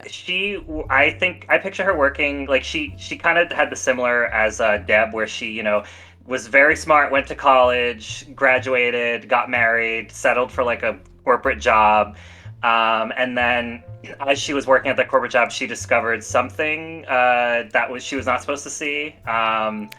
Maybe too good at her job, found some things that she wasn't supposed to see. So she, had to leave, and kind of just the company was like trying to track her down, maybe to like silence her. Who knows? So she kind of just erased herself from the internet, and her family and ex-husband think that she died, and she goes by a new name, Ora Anderson, and it kind of just popped up again and started a new life. And that's how she awakened to her mythos, I think, is like she, in that moment when she was trying to leave, like the company guards were like trying to find her, and she would be like, oh my God, I don't have enough time. And if she would just snap back a couple seconds and have this moment of like, oh wait, I've been here. Let me turn left instead. I think if I turn right, something bad will happen. And that's how she got out. Okay. So your family and your ex-husband think you're dead? Yeah. Okay. For like 10 years. I've been dead for like 10 years. I'm picturing this is like 25. Like she's been gone for a while. So do you not feel bad that your parents think you're dead? Unless they suck. I think she doesn't think about it as much. I think it's more just like not really part of her thoughts anymore. Like I think maybe she thinks that she's protecting them, because if she goes back, like this secret must have been like something really big to make her throw away her whole life. Okay. So maybe not the ex-husband as much. She was a little bored, but everything else. Okay, gotcha. What district is she from versus where she's at now? I think she would be from like somewhere like Happyville, but she doesn't really live in one place. I picture her staying in like a hotel and then changing up every like week or so. Okay. So she like skips around town. Yeah. Okay. And so now I'm gonna ask about the family and like the names and stuff. What's the family dynamic like? Who's in it? I know you said mom and dad. Is that it? Yeah. It's mom, dad, ex-husband. That's the only family that she has. That's it. Okay. Father was Louis. Yeah. Lewis? Yeah, Lewis. Okay. And then Louisa Smith. And ex-husband is? Ex-husband is Jamar, so Jamar, and then last name was Jamé, which is Jamais, which is the opposite of deja vu. It means never. Ha ha! I'm so funny. I'm so clever. I mean, anyways, you got me with it. You got me. I was like, oh. I was like, Lou and Lou, like Loop. Oh my God, I'm so funny. Smith and Anderson, like the Matrix. I'm so funny. I thought Smith and Anderson. I thought Smith and Anderson. I was if you have to explain it. I just want to tell you guys. I don't have to explain it to anyone else. Clearly, there was no thought behind it at all. Like clearly. Yeah. This is just something I you thought it would be funny if she worked for like a government agency and maybe not a company, and been Agent Smith. But I was like, that's too much. Don't do that. Don't do that. And a shit that comes off the top of my head. I mean, what is her secret pain? She is a perfectionist. I think she like to a point where she really needs for example, like if there was like 3 different paths that we could take as a party, she would only suggest one because she thinks that it's more statistically valuable than the other. So she'll follow more data than actual like human ability or emotion. She's very analytical to a fault. It makes her hard to like I think it would make it hard for her to like understand that people like, oh well, you know, like we have to go save your mom, but statistically we should just go do this instead, and then, you know, like, yeah, you lose. But you know what I mean? Like, it's kind of like she has this analytical mind that she just can't get past sometimes. So it's hard to understand like other people's understanding and things like that. Yeah, reasoning. I think she can't relax. I think it's like the thing where she just can't like relax, and she's too in her head all the time, thinking and running through data, because that's what she's trained to do. And how will that work when you're going head to head against the planner of the group, the strategist? What's that going to look like? Maybe that's why you trust me. I think it'll be like Rams button heads, but I think it'll be interesting where she's like, hey, calm down. You need to stop. You can't go in there and just run and go. What's the word? Crazy. But I can't. But it would be like, you know, kind of tug and pull, like a Lancer leader kind of effect in a party dynamic. I think it'll be interesting. It can have a pretty interesting dynamic, yeah. I think she wouldn't be able to stop him, so she would just learn to live with it. Okay, so you're probably stressed out constantly by Ibn's character and John's, because all they want to do is risk it all. Yeah, I mean, all I want to do is be by the book. Like, let's follow the points. Yes. Never tell me the odds. I am a planner. I create plans and I follow them. It's just that sometimes you gotta adapt. That's it. You gotta wing But it I am a sometimes. planner. I come up with the plan and I follow it. Maybe it's that kind of leadership dynamic where like you come up with the plans, but she helps make them better. Exactly. You like know? I trust and her. that's why like it's kind of like the, you know, like, well, why do you always have to not be in charge? You know. But I think you might butt heads in the sense that like Wagner wants to do something a little bit crazier. Like her plan's not fun at all. There's no. My plan's very boring. Yeah. It's very like... Exactly.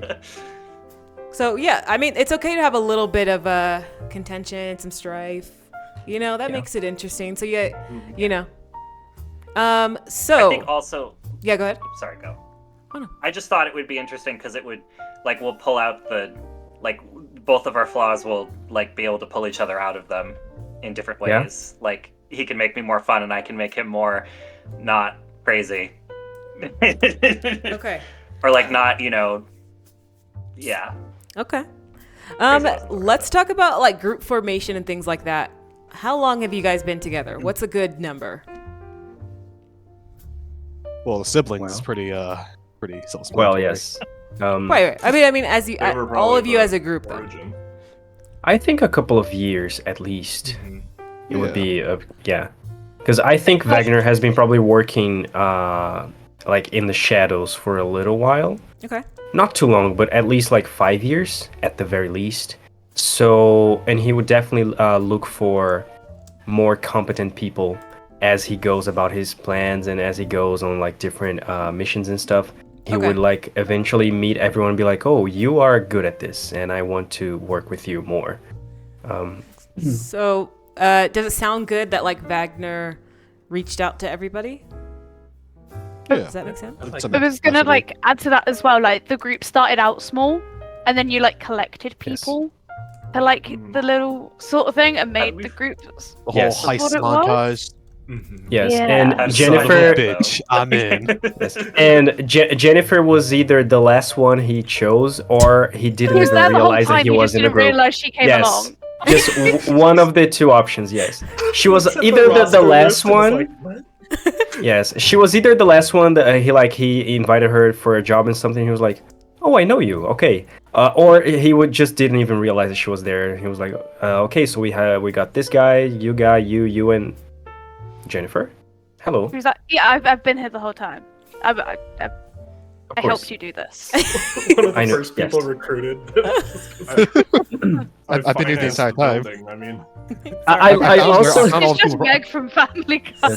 I gave a profile for everybody. Yes. I also like Wagner can literally see into the future, and he has to like actively like it's a struggle for him to picture any future with Jennifer doing anything because he just doesn't. Jennifer is his blind spot.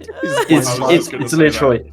Yeah, that's his blind spot. He's just he can hilarious. See everything. He's got Heimdall's eyes. He knows where everyone is, and like, where is Jennifer? And she's like, I'm right by your side. Like, oh yeah, yes, of course. See that big static cloud on the map? Jennifer's like the most OP character in our group. Like she's actually the strongest. She's the infiltrator. But she like doesn't.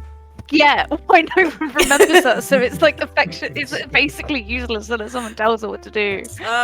Okay, but I think the only person, because for Barbara, Wagner didn't reach out to you. You guys had a job to infiltrate that company.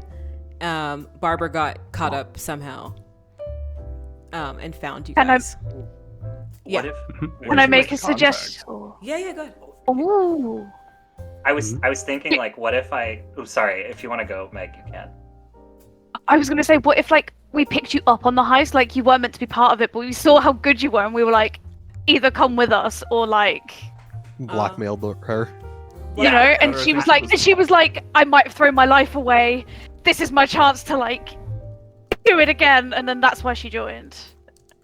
I think to some degree of that, it could be that she was the contact for it because she was basically like. This is insane. Like, this is my first time literally doing anything like this. What am I doing? Like, I feel like why am I shaking? I feel like it could also be interesting because I'm a hacker. I probably knew about all of you before we joined a group. You know, like I've seen all of you before. So I was thinking like it could be funny if we were like, oh, we need like an inside man, and I was just like, oh, you know, there's this really sad woman who just got divorced that I know about. Wait, let me like maybe she'll need some money. So you found an inside found an inside man. Yeah? I had something written down that her she was gonna go to college for journalism, but her college fund was drained by her first kid. Oh, having to take care of him. That's how it goes. I want to be the aunt so bad. So she is interested in like journalism, finding out the truth, stuff like that. Mm-hmm. Yeah. Okay, that's good. All right. Yeah, she was probably a little like, I don't want to use the term social justice warrior because it's so like loaded, you know. But she was a little like, you know, on the edge of like pushing for progressivism, and then, you know, high school got a very bland boyfriend that tamed her a little, probably. Zapped out the SJW. They'll do that. But now she's kind of like getting back into it, just like, hell yeah. Okay. Hell yeah, fuck the system. Okay. I'll say ended up joining after one of their jobs. Mm-hmm. What would you guys say like the synergy is like in this group? What's the energy like here? How do you guys work together? It's been 2 years. I know it's not all roses. Well, at least from Wagner's point of view, he values their abilities, and again, like my main references for this character are Dr. Manhattan and Garnet from Steven Universe. So he is this guy who's like relatively serious and bored because he can kind of see into the future, so nothing really surprises him. So he likes incredible things and incredible people, and these are all incredible people. That's why he likes them so much. Thanks, man. But he's also yes, but he's also kind of like, and Jennifer, exactly. Almost forgot. I forgot about her. Yeah, almost forgot about her. But he also, but there's also this level to him where like he thinks about the jobs and like the plans and everything and like their skills, and it's not always that he just chills and thinks about others as the people that they are. Like the connections that he creates with everyone, they are deep and they are meaningful to him, but they are still not human, if that makes sense. Because that is not interesting to him, and that is a struggle, and that's why he's more interested in doing things like for the jobs and stuff like that. And like if someone comes to him asking him like, oh, like should we go out for pizza or something, and he's just gonna be like, at what part of this do you mean like outside from this? What do you mean, like, well, guess? Yeah. Do we have This is the only thing. Yeah. If but so, he outlived your purpose. Sees the crew more as like pieces of a tactics game. Almost, yes. At least that's what I'm getting. And also like just monotony is not interesting. Like regular human stuff is not interesting to him, so he's more interested in having conversations about the magical aspects of everyone and the you know, the difficult things that they do. And are you creating another quiet boy? Absolutely not, no. Okay. He's just really bored about the like regular human stuff. Okay. But he's deeply interested in these people specifically because he knows like they're not just regular common people. They have something more to them, and these are people that I want to learn more about. And every part of the future that I see myself with them, I am happier because of it. So does that make sense? I don't know. I don't want him to be a quiet boy at all. Okay. So talking about the weather with him, he will kill himself. So Wagner is planner, Jennifer infiltrator, Vincent con artist, Barbara's healer, Willford. What do I say other than just like museum curator? What would he be? Maybe a researcher, like finds information out regarding maybe where they're heisting, what they're heisting. There's an option to that, isn't it? Is that be like? I mean, because I'm looking at the list of examples. It's like Wagner is the operations coordinator. You'd be like intel analyst. Intel analyst. Gathering intel, stuff like that. Intel analyst fence. Oh. Yeah. Fence, yeah. Yeah, I thought we were supposed to use you to sell stuff. Like, I just didn't know, because especially if we're on the good side, I guess it would be more contacting museum to send the item or send it to the client. Yeah, basically, like all the riches or what we steal ends up with you. Yeah. Are we stealing? I mean, it's got a museum basement full of stolen. Well, yeah. I guess that's all museum basements. Got the archives. Where is your guys' crew? Where's your base of operations? Where it makes the most sense? The museum. That could work. Is it? A struggling museum that no one goes to. Yeah. Yeah, it's had a hard time getting visitors in there, so I feel like it is an open space that the crew could get there. I was going to propose to Barb. I was like, maybe in the lobby I hold like the knitting circle. I don't know if you still do knitting. Oh, yeah. That was the thing I was thinking. So we steal things and bring them to a museum. Are we British, like all of us? Is that our crew? Yes. Is that our thing? Like, your crew's name is the colonizers, by the way. Oh yeah, okay. I like that. Okay. I'm out of here. Yeah, well, should we just? Is this how the British Museum was formed? I mean, look it up, buddy. You got a lot to learn. Not laughing because it's good. Just don't cancel me Twitter, please. Because it's true. It's just the museum lobby has one of those like glass donation boxes in the middle, and every time we come in, Wilfred watches us like pass by it and not put anything in, and he's like, Okay, yeah. Jennifer always puts something in. Jennifer but always that just puts doesn't something seem in. to register. Jennifer always puts something in. Well, Just but like, no, she has like, she has a no, suggestion how box does like this keep filling up? it fills up every time someone picks out a name. It's someone else besides Jennifer's, and she has the majority of it. Yes. A wheat penny? How did? Wow. Okay, and that's in Add more toilet paper. Old Quarter, right? Your museum. Mm-hmm. Okay. Yes. This is a $2 bill. Who keeps putting these? I swore we didn't have patrons this week. What's let's figure out what your guys' name will be. What do you guys want to call yourself? Colonizer. I was totally kidding. I was kidding. I know. We just call ourselves the British Museum. The British Museum. Oh my god.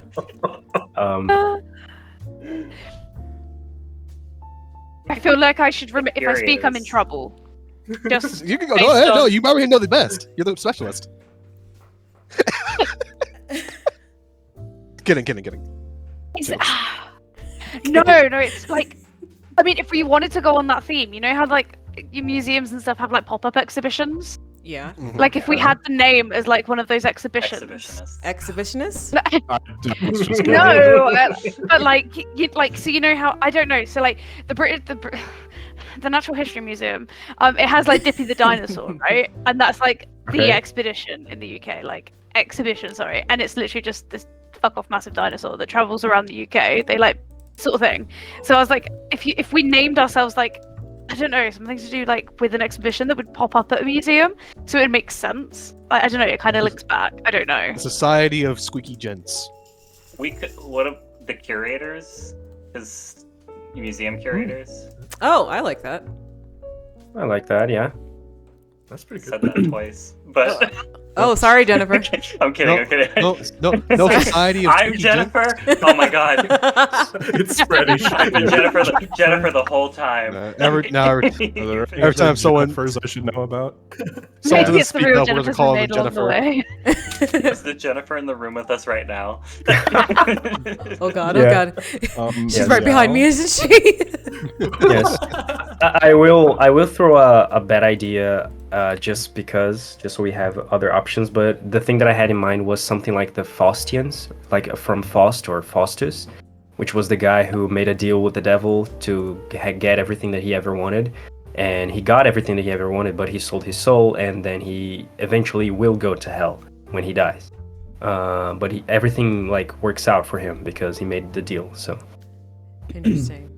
Maybe it's like a combination of both. So it's like I don't know, like Curators of Faust. the Curators of Faustian Society. Creators That of sounds like Faust. something. That like sounds more like something that would society pop up there. at a museum as well. Knowing Absolutely. knowing a little bit of the story going forward, it doesn't really match well with what you guys Sure. are going to be doing. But throw up. What doesn't? Yeah. Well, what Faust. do you? Yeah. Yeah. All right. What do you have like without any spoilers? What's the plot line or the plot? Ooh, I can't. Do you have a recommendation? What is the plot, Maya? Just tell us. Yes. What kind of themes or genres? Okay, So we have an idea. Themes? Are we stealing something? Yeah. I'll get back to you. I never listed out the actual things. Okay. There are Well, some. we are not going to hell. That's okay. We know that. Yeah. Much. We're going to do a heist. Yes. Let's come up with the mystery or identity of this crew. The one line that represents your whole crew. You read this. Loyalty above all else. Do you say royalty What? or loyalty?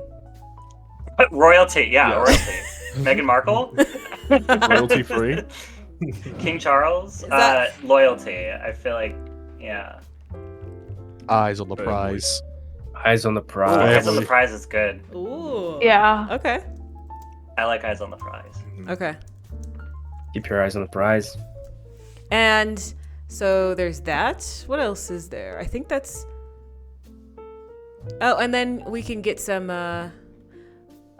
We'll do the tags. You know, Okay. There's tag stuff we're not gonna do in game right now because that takes a long time.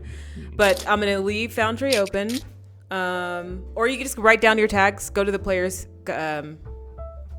guide, and then read the questions for each theme book that you're going to be choosing. Yeah. Meg, if you have any questions, reach out. Sorry, just because, really quickly, just because everyone's a fair bit older than my girlie, I feel like it'd make more sense for her to be touched rather than borderline. It's up to you. Yeah, I want to go touched rather than. Sorry. No. Yeah, I think touch makes more sense rather than borderline. Okay. Just for the age and. So just because I've written it in my notes and I don't want to forget, and then be like, yeah, we spoke about this. Then we didn't. Also, I might make a new homebrew rule for you, Meg. You did. What is that word to me? No. Whenever you say sorry, it's going to be a -1 to your roll. Oh God. Oh no. That's so mean. I'm British. That's all we do. I didn't know. I'm British. That's all we do. Generational trauma. Sorry. Just about to say sorry. Just apologize. Yeah. Stop it. Stop it. I didn't know you could get negative rolls in this game. They take things, put them in museums, and say sorry. That's what they do. That's it. They say our bad. They don't even say sorry. My they bad. come up with some bullshit reason as to why it was theirs in the first An place. empty bank vault and written on the walls, "I'm sorry." Yeah. They're like, sorry, bye. That's our calling card. Yeah. A raided village is like burnt down with a note off to the side, pinned on a tree. But in Jennifer's handwriting, so handwriting specialists can't be like, there's nothing discernible about this handwriting. It must be coded or something. So I'm reading the tags. Sorry. Yeah, go ahead. For the crew? Yes, the crew tags. Yeah, do you guys want to do the crew tags right now? We could just get them out of the way, or we can do it through Discord. Whatever you guys prefer. I'm happy. Whatever. Either way. I was reading the first question. Yeah. How do you help, assist, or support one another? Yeah. So considering our skills and our investment and that we've been a crew for a while and this sort of nature of what we do, I like the option tactical coordination. Okay. Because we've learned to use our powers, to converge our powers to achieve our goals. So that could be one. I like it. Yeah. Okay. So that's one. The second question is, where do you meet? We already got that. What have you learned to do well together? For example, it says good cop, bad cop, storm the target, summoning ritual, breaking an entry, toy with the mortals. Examples. Breaking an entry. I was gonna say people don't realize they've been robbed until like way after. Like they don't even know we were there. Oh. It's like we're all like completely stealth filled, Like we're a very stealthy crew sort of thing.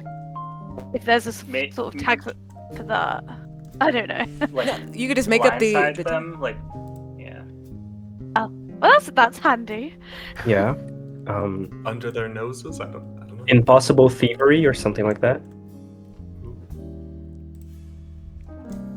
Under their noses. I understand where you're getting at. What realm? Yeah. It's like their noses. But in game, I'm trying to think of what the tag could be called. Like smooth operator. It has to do with like stealth, and people don't even realize. Early there. Something like over and out, or. That's it's kind of like, it's like in and out sort of thing. Well, that's a burger place. Yeah, I know, but we don't have that here, so that's why I didn't. It's fine, I don't have it here either. Oh, that's a shame. That's a shame. Yeah. Stealthy something. Yeah. We could say like something like conspicuous or indiscernible. Don't be suspicious. Don't be suspicious. We're all Jennifers, something like that. That's bait and switch. There's a Jennifer inside all of us. There's a Jennifer. Okay. I'm gonna name it that. That's so good. What have you learned to do well? Jennifer. What have you learned to do well together? There's a Jennifer in all of us. Yes. Or it could be like Spartacus thing, where it's like I'm Spartacus, I'm Jennifer. Like I'm Jennifer. Yes. We're But all I'm Jennifer. Jennifer. We'll wear shirts that say Jennifer on it. Very nice. Very Or nice. channel your is inner it? Jennifer. Yeah. Should it say channel your inner Jennifer? Channel your inner Jennifer.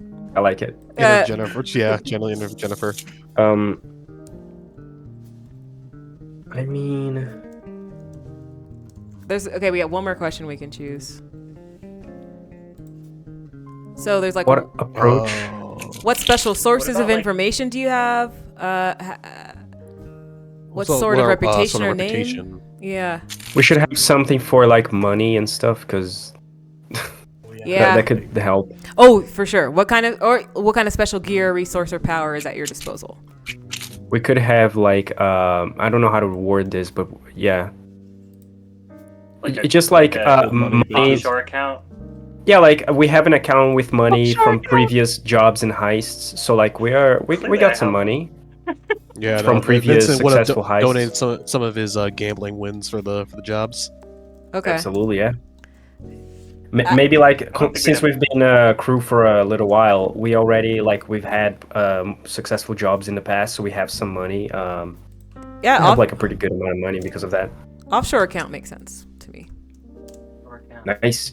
Because you guys don't want it stolen. And it seems like something Aura would... She's like, yeah, we're not going to keep this Already in a have. regular American bank. Oh yeah, no, absolutely not. No. Yeah, we just have it in a Chase Bank. Yeah, It's a joint bank account. $2 million. It's all in Bitcoin. All of our stuff is in Bitcoin. Oh, but God, I of can course. pull it at any point, guys. Don't Those worry. it's some sort of meme coin. Yeah. There's It's a some new Chase bank or something. commercial with all of us pretending to be a startup. She's Yes. got NFTs. Like We got a new bank. That's it. Fuck Chase. It's called Nubank. NUBANQ. Let's see. What's the weakness tag, though? What's your guys' flaw? What is flawed or lacking in the way you operate together? How do you get each other into trouble? Who or what are all of you afraid of? And then what places or situations do you find tough to handle? Those are the 4 questions. I mean, If we something get that caught seems in the pretty- middle of a job, we're fucked. we're fucked. Like I'm the actor. Something that seems to be a throughput is like managing risk for all of us, because some like really taking the risk, some are very risk averse. Oh, yeah. High stakes. Yeah. So it would be, I would choose question A, what is flawed or lacking in the way you operate together? Trouble. Yeah, risk management. Risk manage it. Yeah, that's it. All right. We don't have an HR department. So. Yeah. We probably should, but you know, we keep postponing it. So. Babs looks like she should be the HR department, but. And we actually do have an HR department, and it's Jennifer. We just don't know it. Yeah, we keep forgetting. Jen comes up to us and is like, "All right, here's your performance review." You're like, "Performance? Who are you? Why are you here?" I just like the Can I idea help of you? Jennifer just being like super friendly with everyone. Like she just knows everyone's birthdays and things like that. Like she just keeps Oh, she track of does. everything. You know, does. like she does Oh, that. it's so messed up. She keeps- Yes. She does all the paperwork to keep it running. Man, you can't bring a cake in this building. Who are you? She always wears like her lanyard with her ID on it. Oh God. There's her birthday Yes. party at the Applebee's, and like all of us are over cross town in a different bar. Yeah. She said the She just by Applebee's. herself. She said the Applebee's near Old Quarter, not downtown. She told all of you multiple times. Yes. I feel like that's something we're supposed to be doing right now. And it's Whatever. Jennifer's birthday party. Oh no. Yeah. God. I was like, this I is love Forget Jennifer's Jennifer. birthday.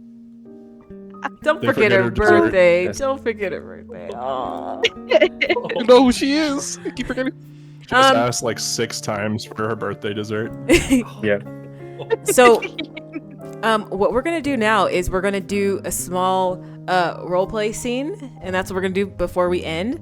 We're gonna be in the museum at Willford's place, and you guys had just got finished with your latest job. But before we head into that, one more quick break so I can use the bathroom. Alrighty. Real.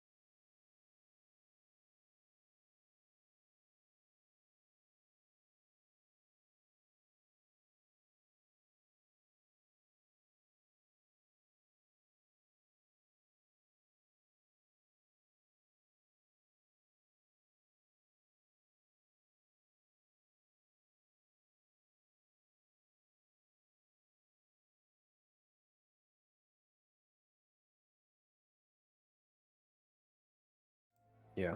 So we are back, and you're all at Willford. Would you say it's a museum of natural history? What kind of museum? Yeah, natural history would fit the bill. Okay. So you guys are all at Willford's Museum of Natural History. You're the crew of professional heisters. You're regrouping after a successful job, but it was barely successful. Vincent saw something shiny and went for the grab. As soon as he picked it up, an alarm went off. Aura had to step in and help out with that. It wasn't part of the plan. Wagner knew this, but it still happened. It was a high risk, but you guys got out, and now you're unwinding and you're regrouping back at Willford's. Yes. Are we safe now, Aura? I don't know. Are we? I couldn't tell. I think we will be all right. Are you okay, Vincent? Oh, That wasn't I'm fine. the plan, but... Yeah, but I mean, now we got out a lot more than we were coming for. We profit even more. He pulls out the shiny thing that he stole. Yes. And what did I did see that as a possibility, but... Yeah. What did he steal, by the way, Vincent? What did he get? Probably would have been like a diamond or something. Something very... Oh, it was Natural Museum. Some old, like, ancient artifact that had some gold gem encrusted. It was something shiny. Looks like it looked valuable. Okay. And old. Yes. Well, it was clearly worth it. Thank you, Vincent. Of course. Okay, head count. Vincent, Barbara, Willford, Aura. Is that everyone? And the other And one. Jennifer. Of course. But and I Jennifer's just sort of sweeping up a little bit of the debris that's sort of like they've brought home with them, sort of thing in the background. Jennifer is sort of a...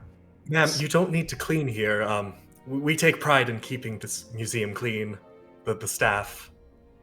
I mean, if you want to visit, I can recommend a few exhibits. It's Jennifer. Jennifer Jane. Yes. I'm sorry. Yeah, of course. Continue. I just have one of those faces. It happens a lot. It's absolutely fine, and she'll carry on. You have to forgive us, sister. You are simply too good at what you do. Something else I've been told 1,000 times. Of course. Should we go downstairs? Do we have everything? I mean, I think figuring out what we've taken is probably a good start. We should definitely we should probably unload in the basement, though. Absolutely. Let's see if we took anything else that we weren't supposed to. Yes. Vincent, Anyone if you grab could any give modern me that art or item, I anything? can quickly contact a few jewelers I know and see how much this is worth. And Yeah, no problem. He'll like very clumsily toss it to you.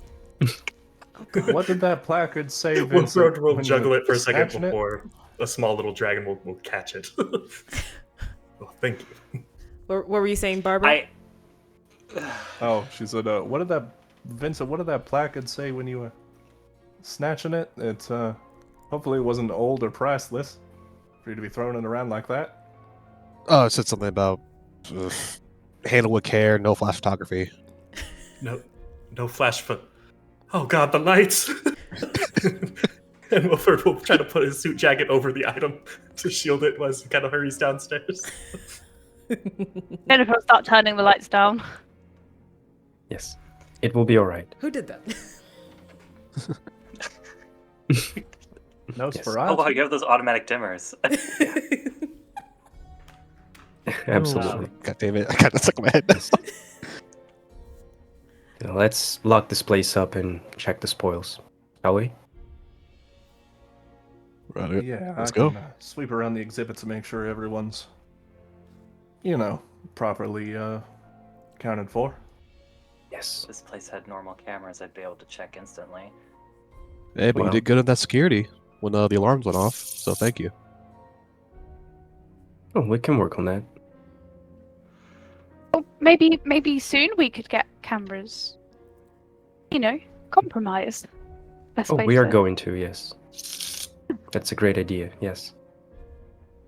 Barbara, you get a phone call. Oh, God, what's the ringtone? Huh? It's the ringtone's 9 to 5. It's the 9 X-Men. to 5 Dolly Parton. It's the X-Men theme song.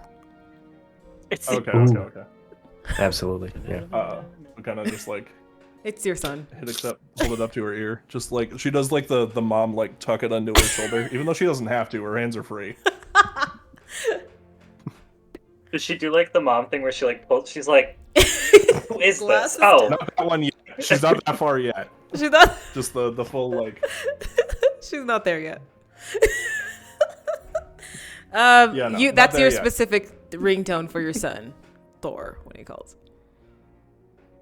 Oh, Thor, honey. How's everything going? Mom, where's the 7-Up?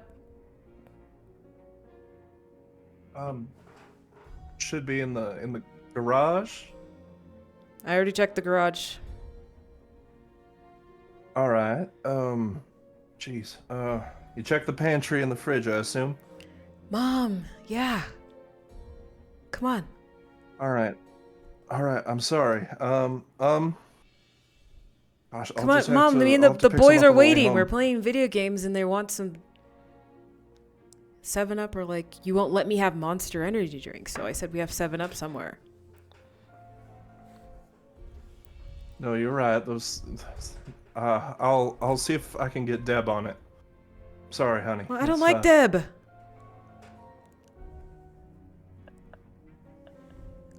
Well, I'm sorry. It's Mama's at work. I'll have to get some for you as soon as I can. All right, peace. And then he hangs up. Can I do something funny? Did you say love you too, something Barb? funny? Yeah, she said love you too after he hung up. Yeah, go ahead, Vivian. Can I just because I'm trying to get Deb, get her off the phone. I'm we're literally in the middle of something. She's like, oh well, maybe it's in the. So can I go back a little bit to right before the phone goes off and Uber Eats or send DoorDash or whatever some 7-Up, and then when the phone gets picked up, I'm just I already sent it to your house to tell him it'll be there in 5 minutes, so that we don't have that conversation. Because to her, I feel like she's constantly doing that, where she's just constantly if she messes up her words, she'll go back and say it again. So you never have ever heard Aura say something where she tripped over her words because she's just so. Okay. She'll just keep doing it. She does that, and you get a call from your phone, Barbara. All right, same thing, popping it up, and then she, moment of realization, of okay, that's weird. Same motion, pops it up onto her shoulder. Mom, where's the 7-Up? The 7-Up. Just tell him that it'll be there in a bit. It'll be there in a little bit. I already sent it to your house. Can we continue? Can you just tell me love him and hang up, please? It's on its way, honey. It'll be there in a few minutes. Mommy loves you. Ah, sick. Bye.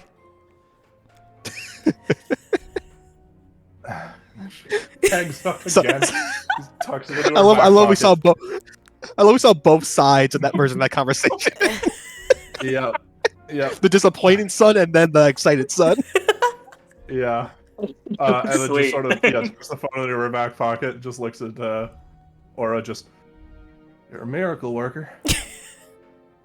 I will say, I think maybe one of the weakness tags could be that maybe people realize what you did after. Yeah, I already kind of wrote something down. Or a butterfly effect, something. It changed. Yeah. Okay. Something's coming. Some big temporal storm. Something. Amazing. And so you guys make Aura, you did. Oh, go ahead. I was just gonna say, Aura, you did your thing, didn't you? What thing? Being on top of things, yes, I did. I love it when you do that. Don't worry. So, should we? It's on business. Yes. Please, lead the way, sir. Okay. Let's go downstairs. And, I'll definitely go through, like, the whole process that I go through every single time, just pointing out everything that we did. So I was just like, okay, so we were... So, Vincent, you were a little late at this part, you know this, but it's fine. You got the goods. You got out without being seen. That's good. Willford, your intel was perfect as always. And Jennifer, yes, good work, everyone. He writes down good work. Say something nice about Jennifer. It's just a reminder. Say something nice about Jennifer. She writes down good work and then quotes you. Yes. And then quotes you and the date. There's a half second. There's a half second where Wagner looks into the future, looks into like all the different possibilities of like what did she do exactly? What was her thing? And then she remembers. Okay, no, yeah, okay. Yes. It was perfect how you managed to move through that entire crowd of people and not be seen. That was amazing. That was perfect, as always. One person recognized me. Thank you. Really? Yeah, I told you about this before. Oh, it's fine. You have a lot on. It's fine. Don't worry.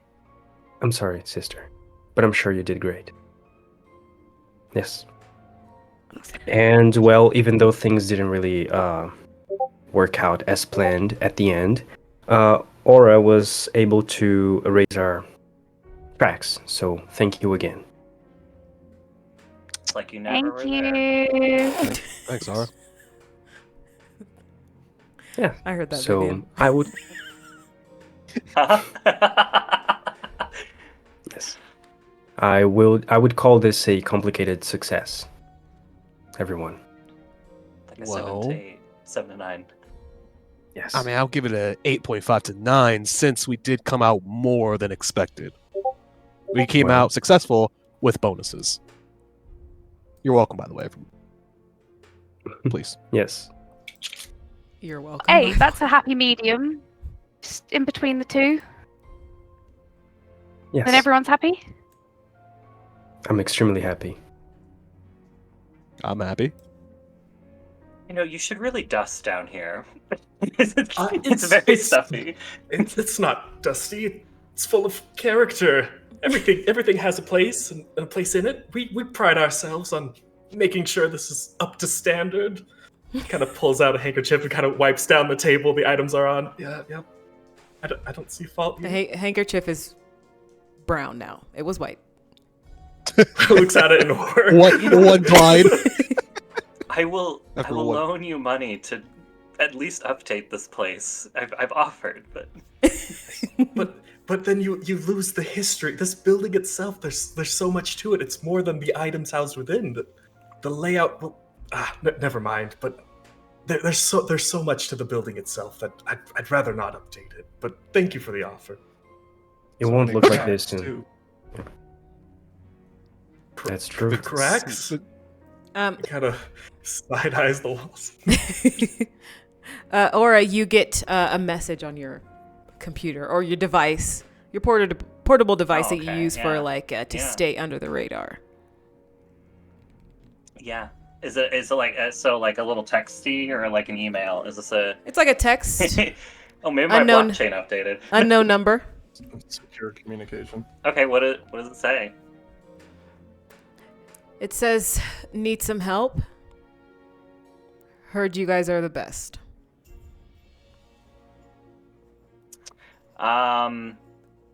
Yeah, I feel like she would. I'm trying to think of how she would handle this. This is the problem with playing someone that's perfect and you're not. Well, seemingly perfect. I think yeah, she would kind of just respond back.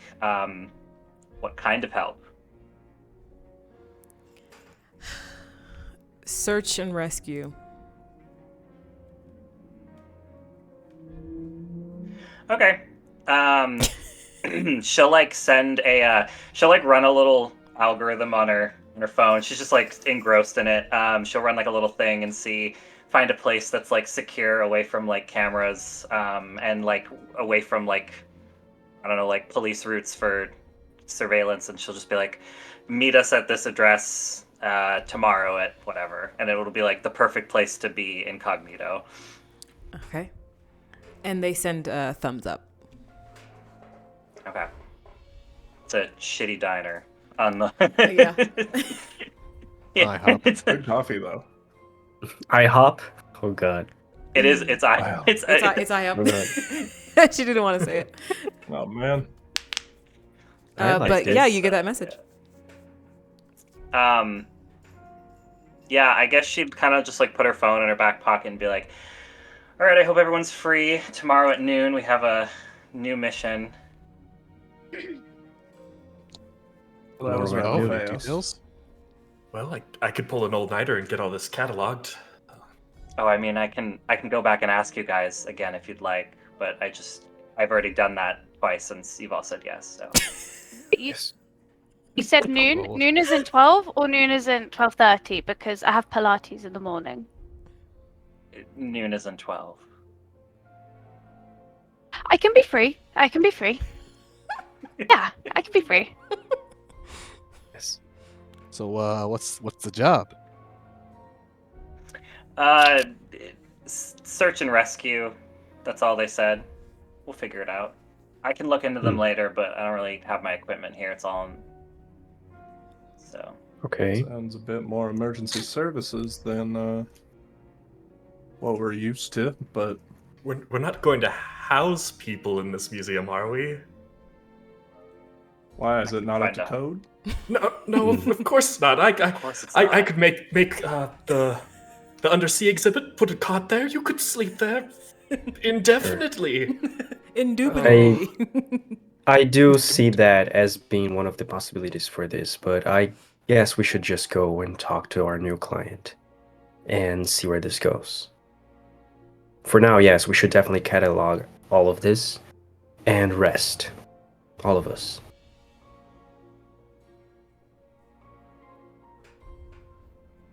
Yeah, she says, all right, I'll send you all the location in the morning about an hour before we head out, just to keep everything clean. Are we meeting up here before we meet our client, or are we gonna meet up at the rendezvous? I assume on location.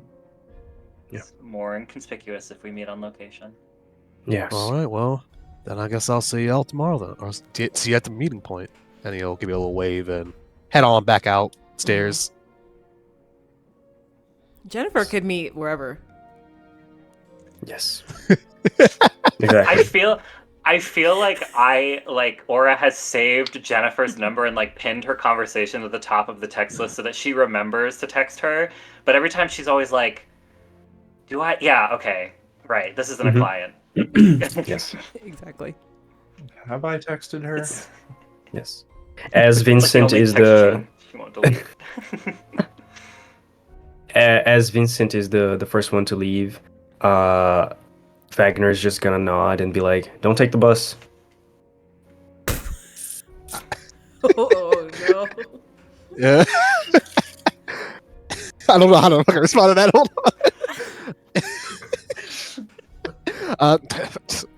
I never take the bus. I got my own transportation. Of course. He calls his pockets, gets an Uber. Like that's not cancels that's the not bus what ride you to go to Uber. In my world, they're called goobers. Goobers. Yeah. Oh, of And course, all of course. all the drivers are also part-time psychologists. Oh no. All of them. God, I love Okay. that. So I gotta make a note of that. So goobers. GUBER. The- This is a legit like business in my other campaign. Oh my god. I The had goober Are app you? on Babs Do they phone ask you? Are flashes. you? Like, huh. I'm starting to feel. Tell your driver, I'm starting to feel like a goofy goober. yes. God. Okay. Okay. But also, you know the future, Wagner, but you're talking to someone who's extremely lucky. Yes. He's a pain in the ass every time. Every single time there's like millions of different possibilities for what's gonna happen with him. It's really complicated. And somehow he always comes out on top. And that's why I like having him on the team. So. Okay. Who's making their way out next? Hey Babs, are you still okay to give me a ride home? Oh, yeah, totally. Where do you live again? Oh, you don't remember? Down the block, right? Yeah. Yeah. No, I can direct you whilst we're in the car. It's no. Oh it's yeah, no that'll biggie. work. Yeah. Just sit in the passenger seat so I don't forget you're in the back. Why would you? Yeah, no, no worries. Yeah, no. I think it's happened before. It's definitely happened before. Man, Yeah. you played so Like she got home and like pulls into her garage and goes and walks past the Jennifer's the minivan door and Jennifer's sitting there. And she like jumps. Poor Jennifer. Oh. I feel so bad. You played so well, Max. I see like the disappointment in your eyes when they forget it they forget about you and then you use you put on the face again. It's like, Where does Jennifer end and I begin? Yes. Oh no. Okay. So Babs and Jennifer. Don't Oh my remember her god. name. We go out to like her Sorry. sky blue like Out of here. 98. Jennifer, Babs, make your way out. So it looks like it's Fucking mom's soccer van. it's no, that's not it. I just John Wagner. Looks Yes. like Wagner and Aura are the only two people here left. Yes. I see. Don't look to the side, Aura. What do you mean? I'm chill. There are a couple realities where I have weird comments, and then I just erase them. Right. Of course. Easy as Wagner will say we should stay a little longer to work on this. Oh. I definitely want to. What? No. What?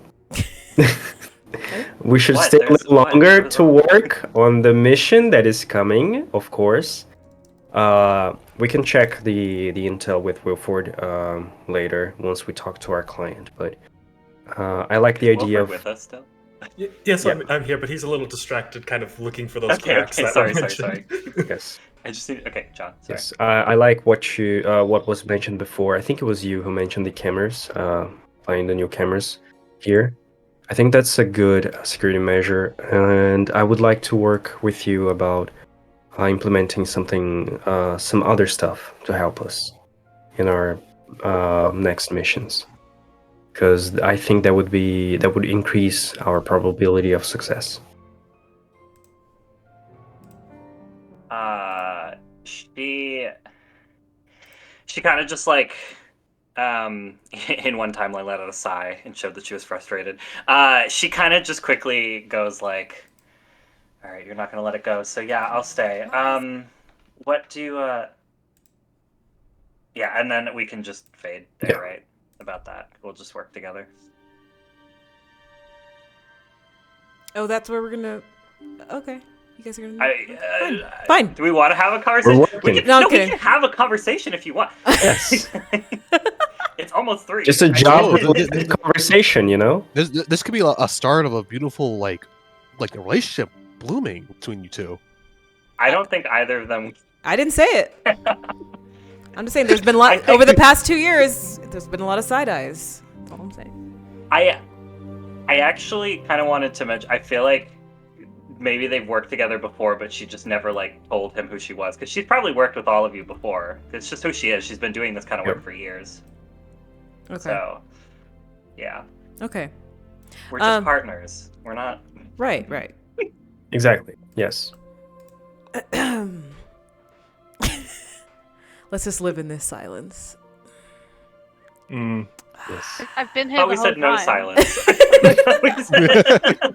Oh yeah, like good awkward. Jennifer just got left behind is like awkwardly watching us as we talk. I do turn off the lights at around 10 p.m. Do you want me to leave this space open? I don't live here. We're not gonna stay for that long. It's okay. I already have a spare key anyway, so it's fine.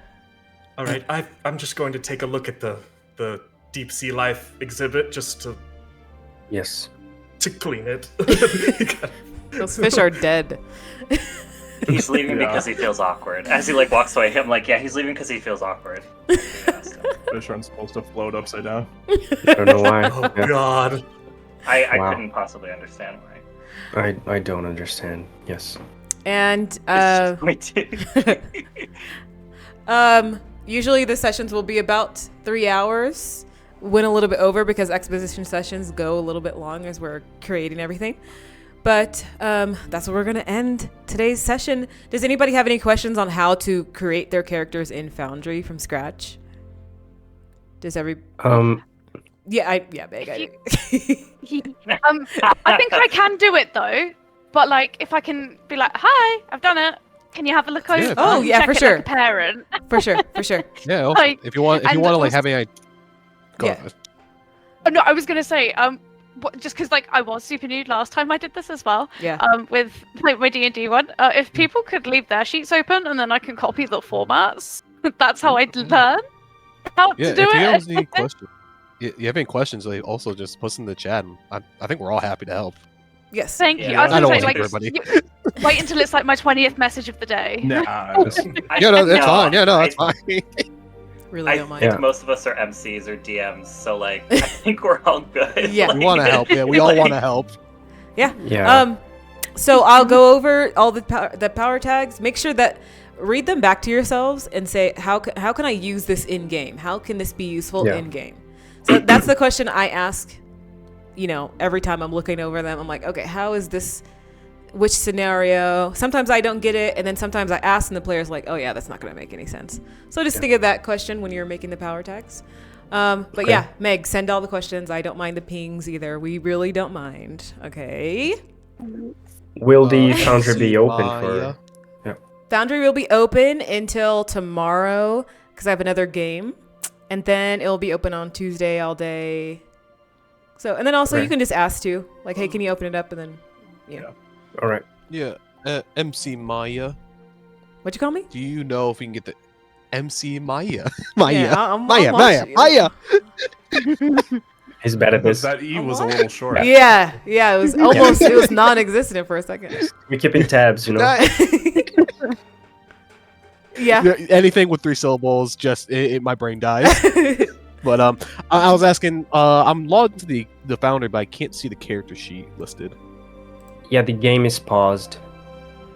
Is it paused? That's the reason why. Is that what happened? Yeah, it's paused. I don't know if that was you why. closed the one shot, and I think it just. I closed the one shot, so maybe reload. Okay. I see the landing page. Oh, okay. There we go. Do we need a password? I see you in there. I don't think there's a password for right now. No passwords.